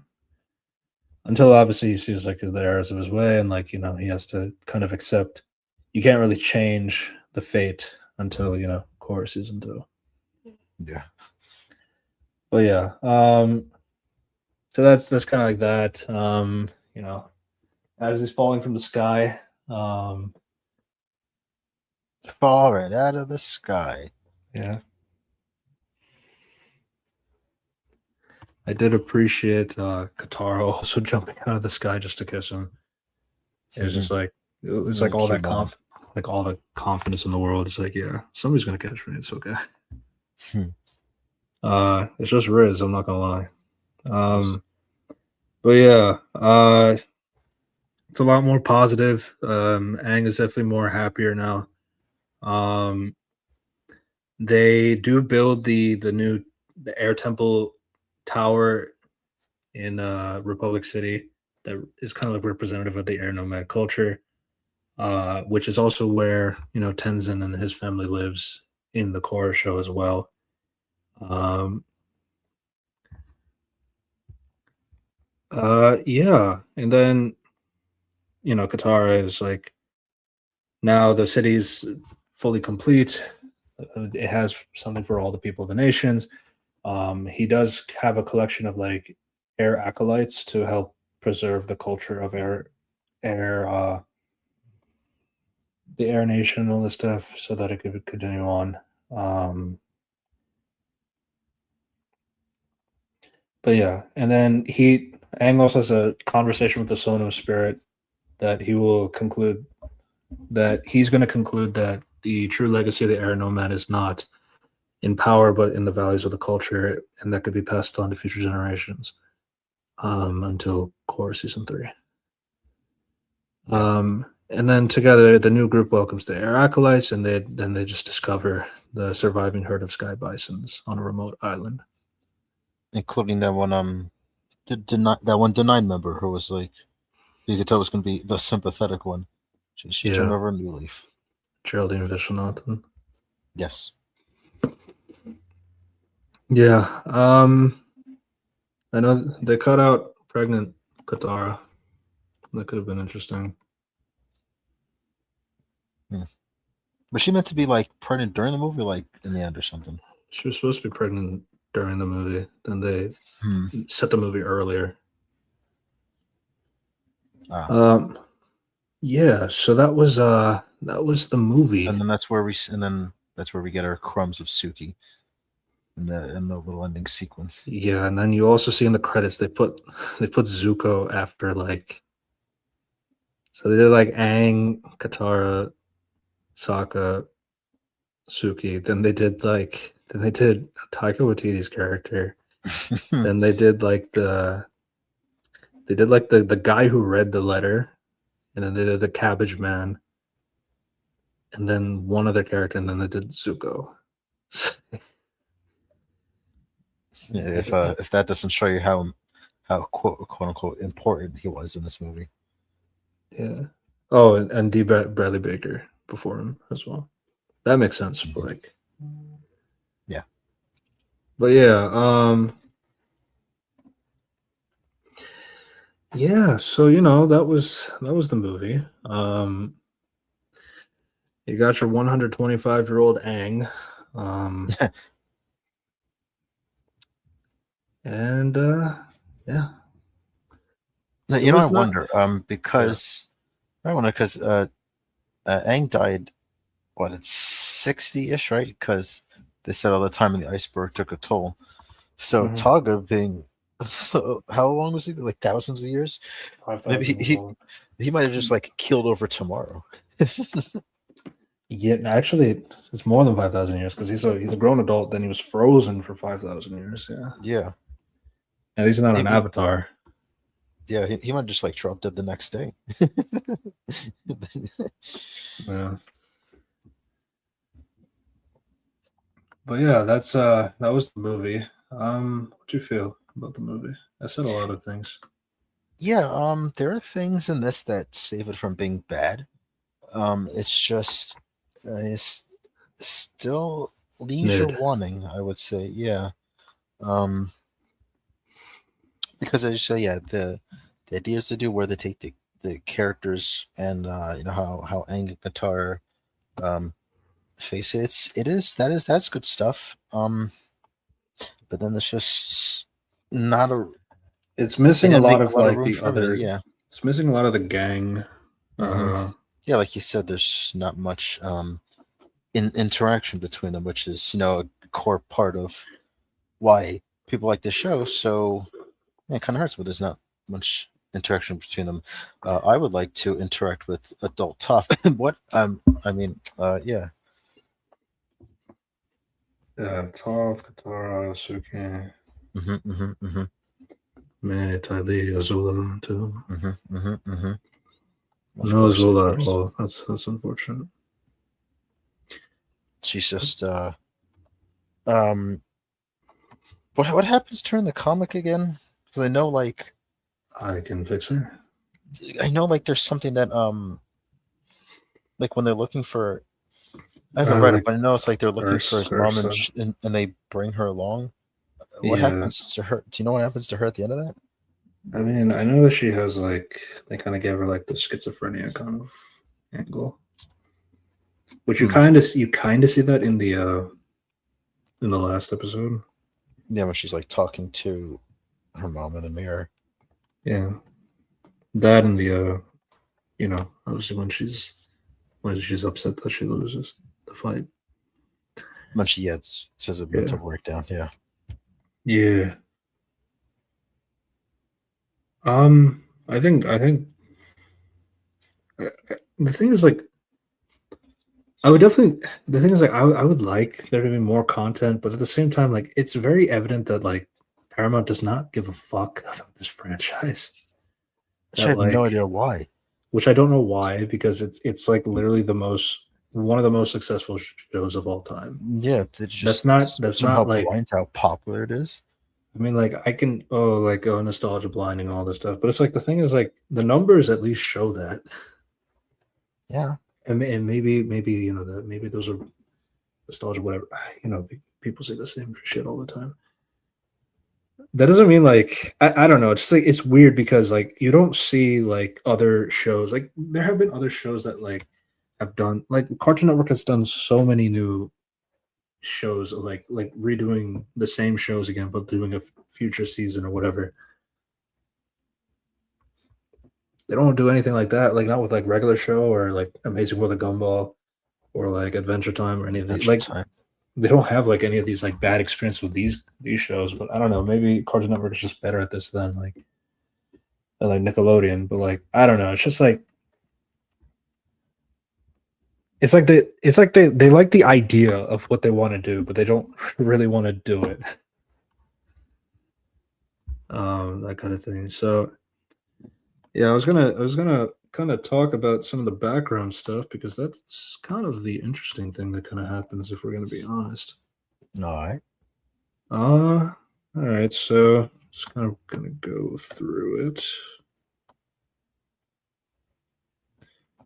Well, we'll start from kind of the beginning-ish. In 2018, Netflix announced that live-action remake show of Avatar: The Last Airbender to start production in 2019. The original creators, Mike and Bryke, Bryke is the whole thing, were initially announced to be executive producers of and showrunners of that show. In 2020 June, they left because of creative differences. In that same year, Nickelodeon licensed the original Last Airbender as well as The Legend of Korra to Netflix, which led to a boom in both popularities of the shows. This success convinced Nickelodeon to rekindle their relationship with Bryke and explore further opportunities. So as you can hear that, Netflix doing so well with both Avatar and Korra, with Netflix and the views, that convinced Nickelodeon, I think we should do something with this. Because people still like the franchise, which fair enough, it makes sense. In February 2021, Viacom CBS announced that the annual Investor Day and the formation of Avatar Studio, a new division of Nickelodeon dedicated to the creation of projects based on animated television series Avatar: The Last Airbender and The Legend of Korra. The series creators and executive producers, Bryke, would serve as co-chief creative officers, it was also announced that the first project of the studio is an animated theatrical film that would begin production later in 2021. Theatrical, huh? Yeah. Original series executive producer Eric Coleman takes executive producer credit with Brian, Michael, Latifah Ano, Myron Geiger as the film producers. Okay, so I know like one of the biggest talking points when it comes to Avatar in general is like there was like another person that used to work with them during the actual original shows series, but he didn't come back for Korra and anything afterwards. So like that kind of would explain the bad quality of the franchise moving forward. I don't think it's like the same level as like you know when Paul Dini leaves like Bruce Timm. Like I don't think it's the same level as that, but I think like that's kind of what they are referring to, like that kind of thing. Like yeah, it's like Bruce Timm can Probably, like yeah. do Bruce Timm can kind of like do stuff, but like Paul Dini is the guy though. It's like if you want like some quality stuff when it comes to that, unless depending on who you ask it, I guess. So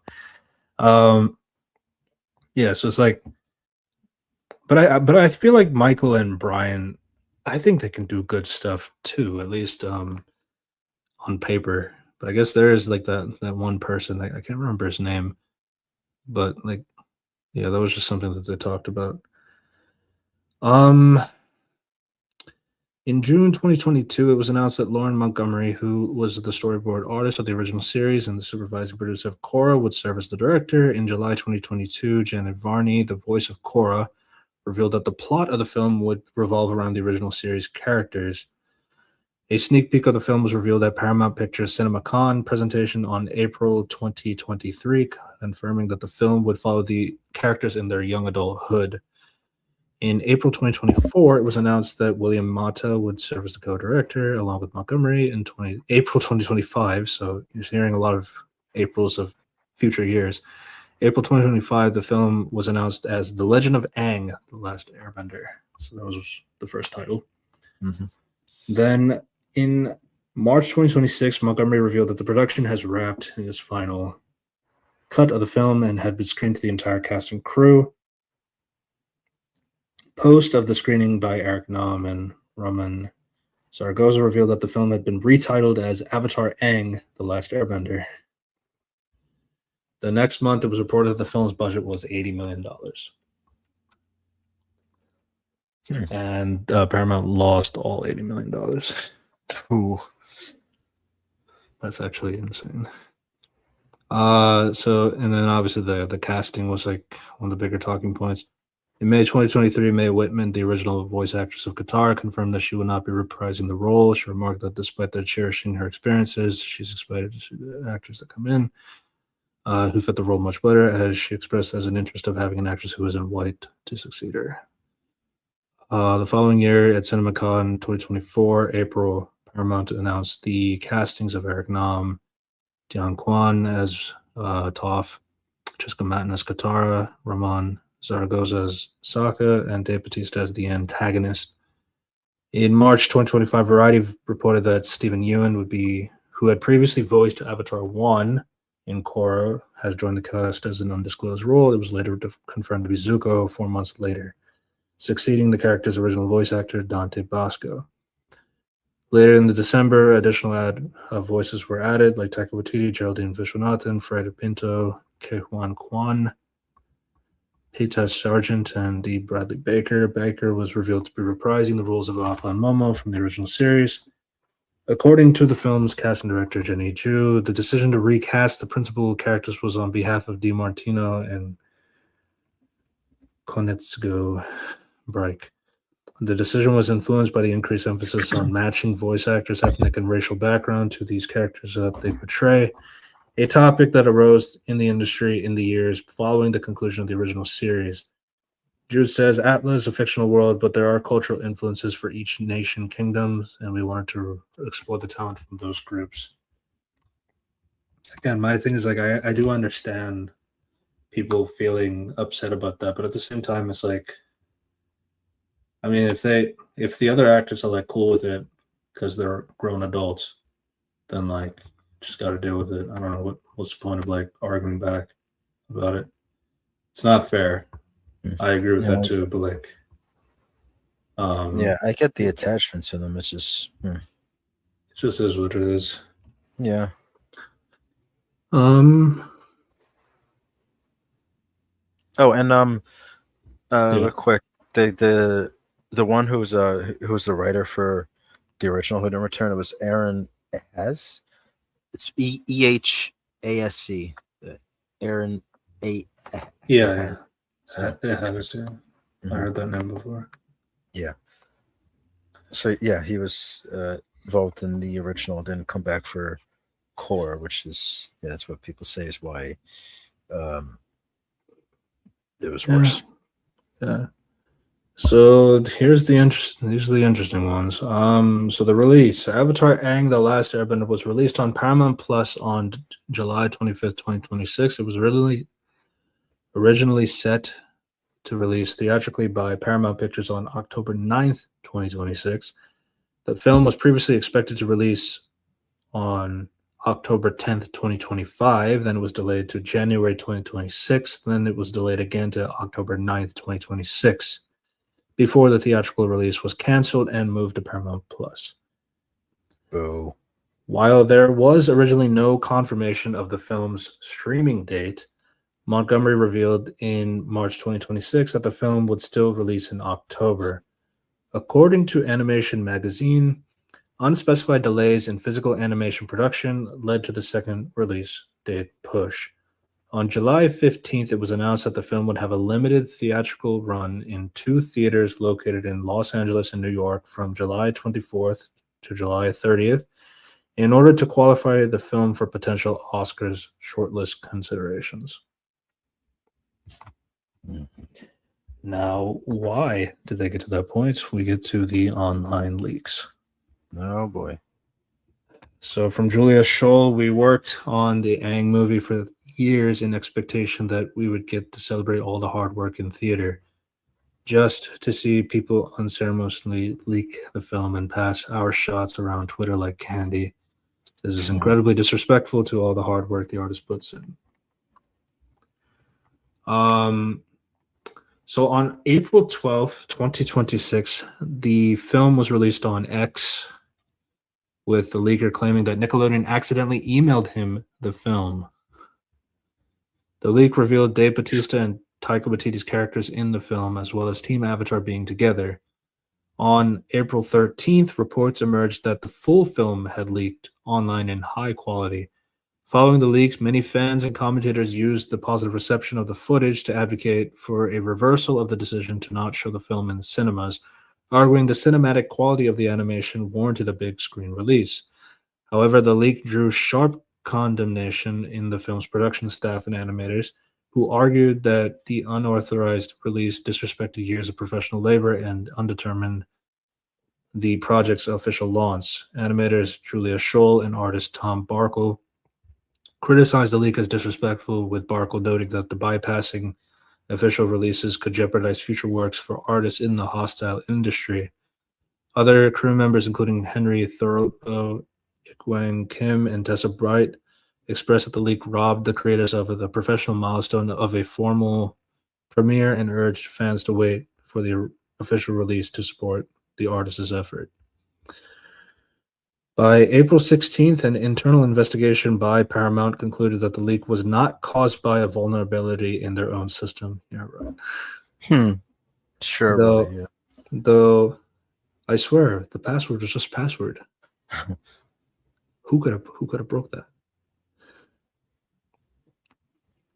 Through the film's through the film was widely mirrored across the internet. Though the film was widely mirrored across the internet despite copyright takedown efforts, the incident drew comparisons to a 2017 breach of Netflix Orange is the New Black and the leak of the 2009 film X-Men Origins Wolverine, as it represented a major title being compromised months in advance.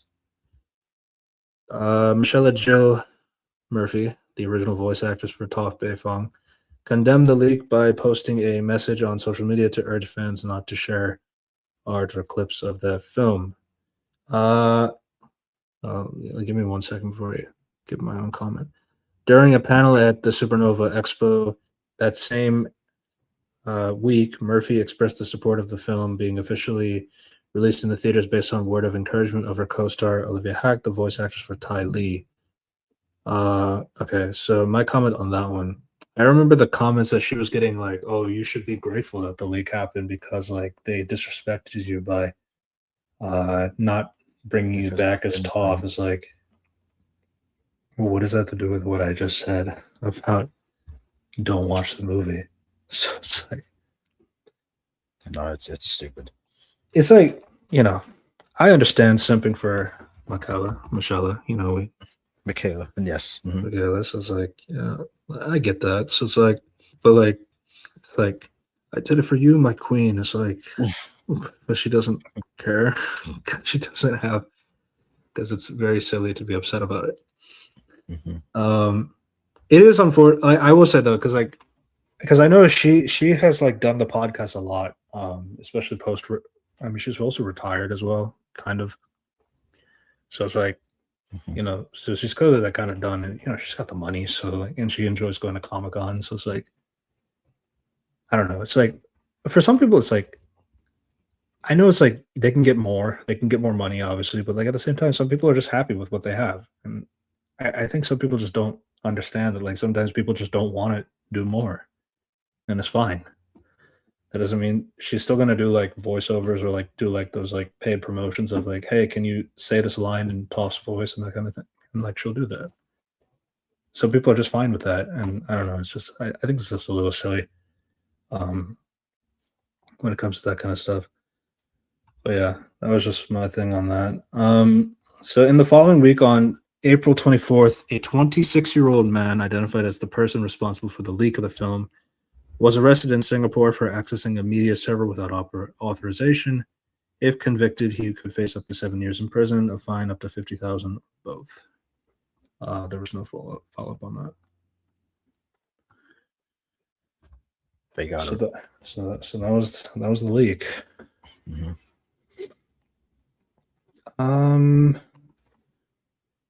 Okay, and then last I'll do is kind of talk about some of the reception that was said. We'll react to that. On the review aggregation website, Rotten Tomatoes, 89% of the 46 critic reviews were positive, with an average rating of 7.2 out of 10.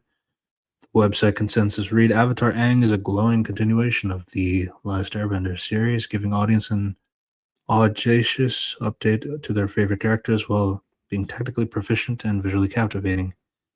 Metacritic, which uses a weighted average, assigned the film of 67 out of 100, based on 12 critics, indicating generally favorable reviews. Wilson Chapman of IndieWire gave the film a C+ grade, calling it a visually stunning work of animation, and one loaded with enough callbacks and references to the original that it would probably satisfy the show's very devoted fan base, though criticized the film's decision to age up the characters, saying that it loses the touch with the charm that made the original show so beloved in the first place. I don't agree with that, really. Yeah. I guess like maybe doing a sequel directly after the show would have been ideal. I mean, I'm sure there's a story to tell right after the show ends and all this stuff, because especially since it's like a 13-year gap, but at the same time, I mean, the show ended like almost 20 years ago, so yeah. And this is what people wanted though, like just being like them being adults. Mm-hmm. For a few reasons, but we don't need to go into that. So the Raps, William Bibiani gave the film a positive review, saying it's powerful stuff, and the fans of the series will take away additional nuances since we know what Aang's decision leads to, for better and worse. Also noting that the others will find the film dazzling visually, but undercooked in other ways. In a negative review, Frank Scheck of The Hollywood Reporter wrote, some heavy themes are also injected into the mix, such as the corruptive effect of power, but most of the film seems content to wow you with its visuals feeling rushed in its narrative and lurching from one violent episode to another. That one I can kind of see, because it definitely feels like a rushed product in general. Ren Jones of the RobertEbert.com gave the film 3 out of 4, saying it justifies the theatrical experience, and added, considering that Aang is the first in a long line of Avatar productions, a debut venture for Avatar Studios makes a rock solid mark that one can only hope gets sturdier in the future entries. Nevertheless, it delivers a gratifying cinematic experience to the fan base, as visually mesmerizing as a worthy storytelling contribution in a brilliant fantasy series. So now that is the real question. Will they continue to this first movie? We have no fucking idea. They have not. They were supposed to, but They have not talked about Zuko, Korra, Kyoshi. They have not talked about these movies at all. No updates, especially because they were supposed to come out back to back 2024, 2025, 2026, and that didn't happen. So I don't know. It's yeah. I mean, I can look into that if they have any updates on those things. Let me finish this one. Joshua Rivera of the AV Club gave the film a C grade, writing, for longtime fans, it is a generous gesture, a pleasurable reassurance that the creative voices stewarding these characters have not lost a beat and kept this world exactly the way that you remember, while also saying that after suffering so many indignities and embattles, films turns into entirely inconsequential. Jesse Hassinger of The Guardian gave the film 3 out of 5, calling it an engaging TV-to-movie adventure, and noted, if Avatar Aang is meant to serve as a proof of concept that this world can work on the big screen, consider that it has officially accomplished that mission. I do think, I think, like, from that standpoint, I think this film does show that it can work on the big screen. It's just unfortunate that it didn't get to do that for real. Actually being on the big screen. And that's like the worst part. And because of like how Paramount is with the Avatar brand, not just with this movie, but like even with its show that's supposed to come out, where they're gonna drop 26 episodes on one day, just cause. Okay, so here we are. Yeah, so there's like no way that like they're going to like have any kind of like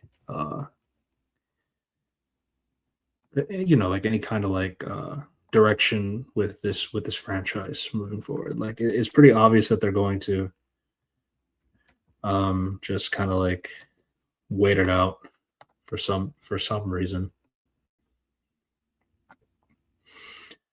Yeah, but let me see if I can find any updates on the other animated movies. Fire Lord Zuko. Fire Lord, my flame burns for thee.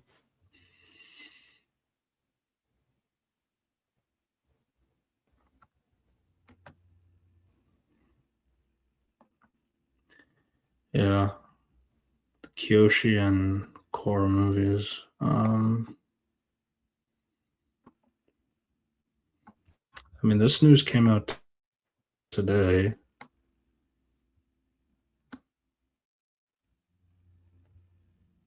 Well, then the rumored Fire Lord Zuko was initially the second one in development, and it was the furthest along. Apparently, Stephen Ewan specifically signed on to voice Zuko more of that film than the Aang film, given his limited lines.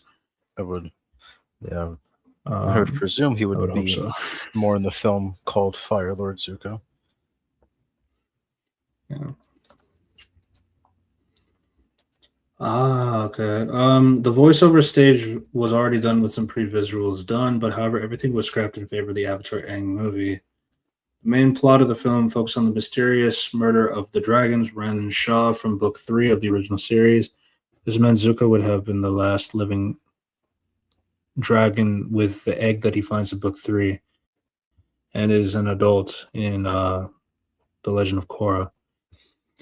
There is also an assassination attempt on Uncle Iroh, all to draw out Fire Lord Zuko in the next possible target by this mysterious assassin. This film was also supposed to develop deeper into his relationship with Azula after the 100-Year War. A new actress was already signed on to voice Azula after Grey DeLisle's voice in the original series. It sounds like it drew inspiration from the comic The Search and Smoke and Shadow, since those comics were about Azula's time in prison and eventual escape. However, it's not going to be a direct adaptation of either comic. Okay, I was about to say, does that mean like is it going to like overshadow them in the quote unquote canon? But I guess they still want to keep them. I mean, sounds like an interesting idea for a movie. It's just,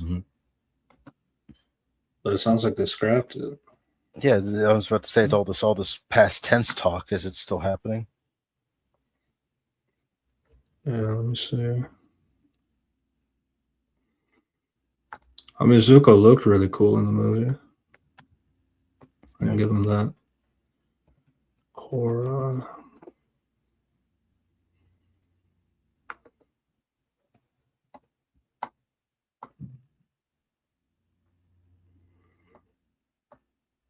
Yeah, no updates. Let's see about Kyoshi.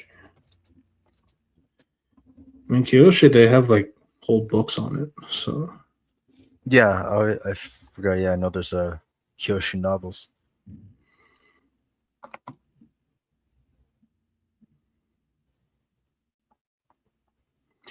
Yeah, Kyoshi was supposed to come out 2024. Zuko was in 2025. Korra was in 2026.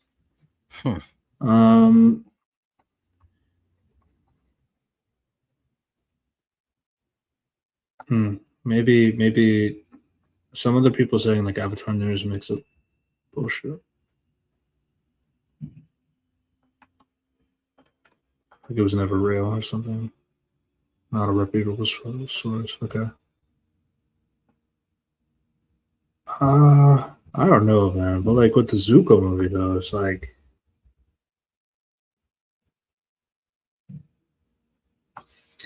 I will say though, 3 back-to-back animated films, that is pretty sus. Like that's not realistic at all. It's kind of a big undertaking to do. Yeah. It is possible that the Zuko movie might be made because again, with how little Steven Yeun is, especially for how popular he is too as an actor, it is kind of weird to like not like have him at all or barely have him in the movie in the hopes that like they probably will make a movie out of with him. But I don't know. It's like I don't know. I don't even know if that's real now. It just seems to make sense. No. Yeah, I don't know. They should tell us something. They had these advertised to come out these times, and then nothing.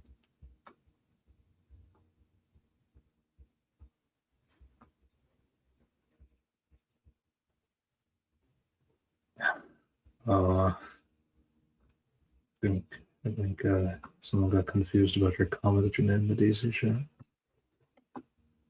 Yeah. Somebody got confused. Like a Discord. Oh. Sorry. I'll see that later. Yeah. As for this, I mean, like, is there anything you would want out of the future of it, the Avatar franchise at this point? What I want? Well, that's an easy question in general, but I guess answer the other part of the question. It's like, what do you? There's always like, what do you? Huh? Yeah, it's like, what do you want? It's like that's pretty easy. What do I want? Can I get it? That's a different question. Oh yes, yeah. Aside from the answer, yeah, because there's always the tricky thing of like bringing things back after a long time. Yeah, it's like because I don't know, because I guess because I just feel more cynical these days about like if something comes back instead of like, oh hooray, yes, I love this. It's now I'm like, are they gonna ruin this? I don't I don't know if it's a me thing or just how things are. I mean, like Like I can't point to it kind of something. went, with how it went after like Korra, especially, and then like going into this as well. It's like the faith in the franchise was kind of like not as high as it could be, despite the Yes. potential that it has, especially with the adult Aang cast and all that stuff. Um, so there was always going to be like that kind of like shadow to consider. I know it's also really hard to like, especially like when it comes to like a story that feels complete, like a journey was made, a thing was done, and like now you kind of achieve the goal that you were doing after like a 3 season build up. It is just kind of like weird. It's kind of hard to like kind of like bring something in new that's like going on, but at the same time, I mean, we're talking about like a 70-year gap between season 3 and like season 1 of Korra. So it's like I'm sure there's something that happened in these stories that you could tell. I don't know about. I know. I would want a proper exploration of Sokka's later life. Yeah, because that's heavily missing from Yeah. Korra as So well. yeah, there we go. There's an answer. Yeah, yeah, because yeah, I barely touched upon Korra. Yeah, like yeah, like what happened? Like, did he settle down with Suki? Did something else happen? Like, yeah, like his. What I I want to know understand is he was on like why is this franchise so adamant on like not including Suki? Like, why do they act like I don't know, man. Suki does not exist? I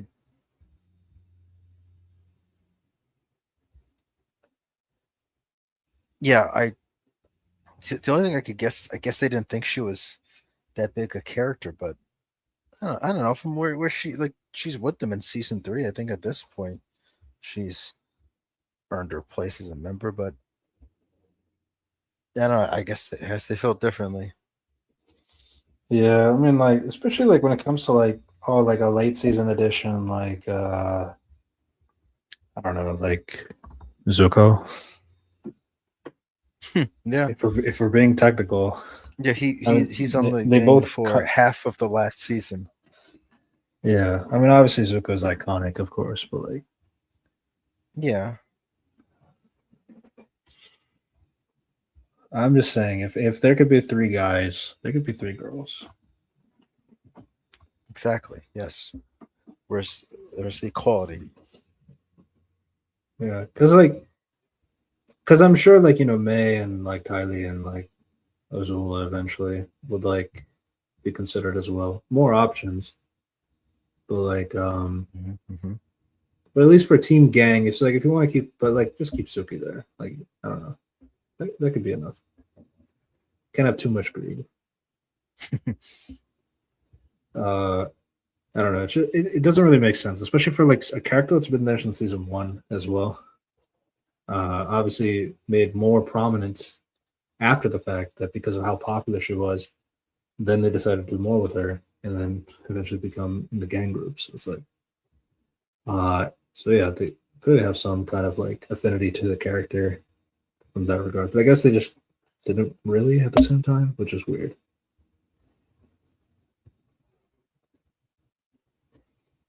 Yeah. Yeah, I mean, I guess for my take on it is like I think like the weird thing about the franchise in general is like the relationship that Paramount has with it. Like it is kind of like not normal for how much they don't give a fuck about like itself. Like they invested like making an entire brand, Avatar Studio, in 2021 after the success of like seeing how many people were very interested in seeing Avatar and Korra on Netflix in 2020 during COVID. Like it is really weird to see like how the lack of interest that they had moving forward has been like kind of like shown throughout how they've been handling everything that's been going on. Like I don't know how you can possibly like excuse like this entire thing about like having a movie, having like an opportunity to put the movie on screen, something that people have been wanting to see for a while. And then you have like this whole leak happen, and then rather than like addressing anything, it's like, yeah, but like it doesn't matter because like we're just gonna put it into streaming, and that happened before the leak happened. So it's like maybe if it didn't put in the fucking Paramount Plus streaming service where your password is password, then like I don't know, maybe the leakers wouldn't have the film like so early on. It's like I don't know. I don't know. It's like it's such a bizarre like organization. Um and then yeah, like the whole like whole cartoon is like getting leaked to the point where like yeah, let's just drop 26 episodes, like that's a normal thing. Uh and again, it's like, oh, but like this could be bad. I understand that. But but like for some respect as like a creative or like some kind of respect for like somebody that wants to like produce content and work like that. It's like just because something is bad, that doesn't mean like they deserve like just leak it out because like who fucking cares? It's like people still worked on that stuff, even the bad content too. It's like I wouldn't wish that like for somebody if they don't feel like they were prepared and like they were like forced in a position where they had to like lose all their content without giving a chance to at least like having it. It's like I don't know. It's just like I think it's like really silly and kind of immature to accept that. Mm-hmm. But yeah, the film is like in a weird spot for me because like I didn't really like it, but I don't really hate it either. But I don't know if I want more, but I still feel like I could be interested in like like the Zuko movie, like let have Zuko have do something, and then maybe explore with like Azula and like what do they want to do with that. Um, but it's just kind of weird. It's like I feel like but I also kind of like the idea of like having those extra kinds of like so that now we don't even know if like the Kyoshi movie and the Korra movie were real, but it's like but I feel like a Kyoshi movie could also like there's like because of the books like you have like material that you can do and like adapt onto the screen and all that stuff. Not to say that they would directly do it, but like it is a popular novel series, so I can assume that they would probably stick to it. But then again, we got Woman of Tomorrow being a faithful adaptation, of course. But Yes. yeah. So I don't know. It's like I don't know if I do feel like this entire experiment was like a wasted opportunity at the end of the day because like the fact that like it doesn't seem like Avatar Studios like excited that they got Avatar back on the map because they didn't. It just weaseled its way in there. And now I don't know if they'll want to do it again. And that's just like I think that's like the worst part about it because like there's no way in like knowing or saying that like they would do something like this again, especially with like how long they've taken to make this movie, but then also like how it just all shat out in the end because of the leaks and all that stuff. So I don't know. It's like I can heavily see them like just not caring anymore, and it's unfortunate. It just feels like a waste of time. Yeah. I mean, yeah. It's crazy. Yeah, because the studio, what you said, was founded in 2021, and then this movie just released this year, and yeah, it's just thrown out. It was both. It both took too long and was rushed out. Yeah, What a what a conundrum.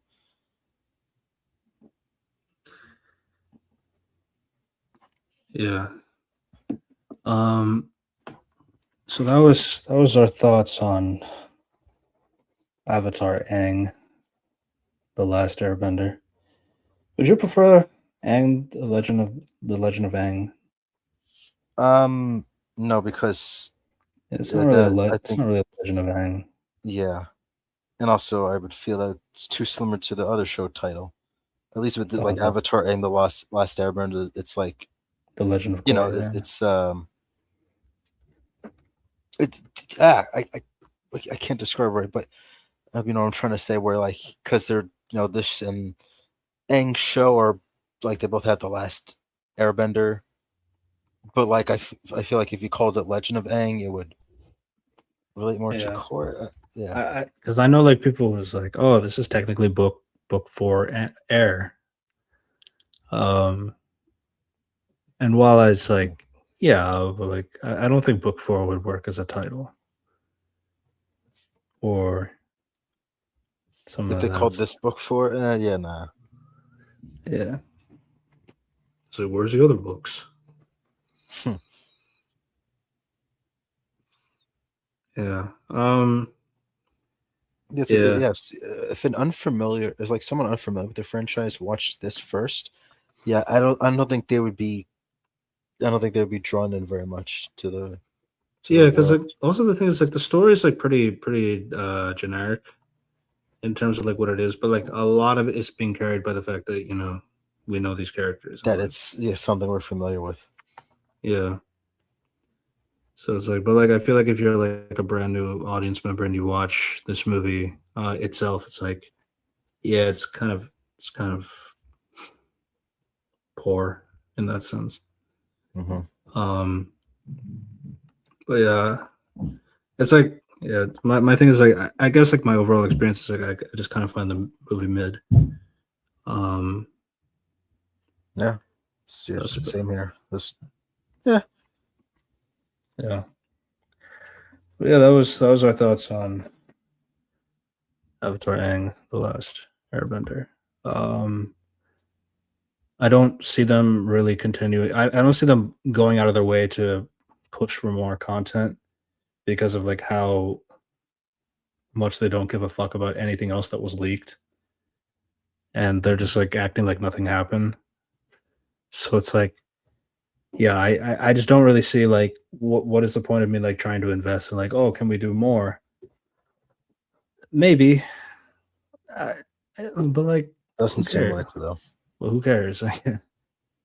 um, I mean, if a Zuko movie gets made, I mean, I would kind of hope so because like especially with like how little he was given in here, it's like it kind of feels like it was like a compromise so that because he'll get more stuff in his own movie. That'd be cool, but then I guess I would have to wonder like what would be a plot with Zuko that focuses mainly on Zuko and like try not to have so much of the gang in there because they're all best friends. So it's like not to see how that goes too. So it's like, but is that even gonna happen? Who knows? It doesn't sound like it. Who knows? But yeah, it's a We weird have franchise. I don't get I really don't get like Paramount's like lethargic nature about it. It's really weird, especially when you have like a franchise that's its own IP. It rivaled SpongeBob back in the day, like, and they just don't give a fuck about it. It's like it's such a bizarre thing. Like I'm sure like other networks like Disney Channel or Cartoon Network would kill to have a show like Avatar. And it's like the fact that they had it and it doesn't fucking matter to them is like really weird. Um, Not to say that Cartoon Network doesn't have its own great shows too, but like, you know what I mean. yeah, I know what you mean. But yeah, Maybe because I don't know. mhm. I'm really trying to get into the headspace. Maybe because they didn't expect it to have such a big boon when it was like when it came to Netflix. So then That's they it's felt maybe it's kind like of they felt weird like though because like obligated, be like, oh, now we have to make stuff for this. yeah, I but the thing don't is know, like, man. but like even Korra, like when Korra was coming out in 2010 or something like that, it's like people were still like showing some level of interest. It's like, oh, I'd love to have like a in between show with the adult Aang group because like it kind of skips over them and like goes to like a brand new group of characters and all the characters are old. So it's like, I mean, to be Or fair, like dead. or dead. So yeah, like Korra is like at least like giving an idea of like, oh, you see some of these characters that you like, but they're old. Oh, then why don't we see them when they're in the middle, like when they're adults? And then we do have like the official artwork of like, you know, the adult cast from the Korra team drawing them or something like that. So it's like gives us an idea of what they look like as like adults as well. So it's like, Yeah. oh, There's some flashbacks too with them. And flashbacks as well. But yeah, it's like you feel like, oh, that could be an interesting show or something like that. So why don't we do something like that? So I feel like there's always been interest in the content for the adult gang group. Um, so yeah, it is kind of weird. Like I guess like to not expect people wanted that over the years would be kind of strange. Yeah. But yeah, so that was episode 95, Avatar Aang, and the weird relationship with Paramount. Um, we just kind of found the movie mid, and don't really see Paramount going out of its way to like try to make more content because of how they're kind of weird with the franchise in general. I thought there was like some decent ideas in the film. Most of it, but a lot of it is like rehashes of stuff that already happened in like the two shows that they had.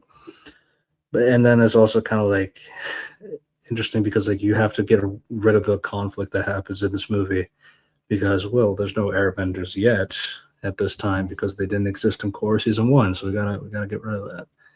So it's just kind of funny. But yeah, that's pretty much it. Um, thanks Bagel for this video. Yeah, you know though, it'll probably be better than Netflix season 3. Yeah, yeah, that's for another time. All right, Yes. see everybody. Goodbye, everybody. So long, YouTube.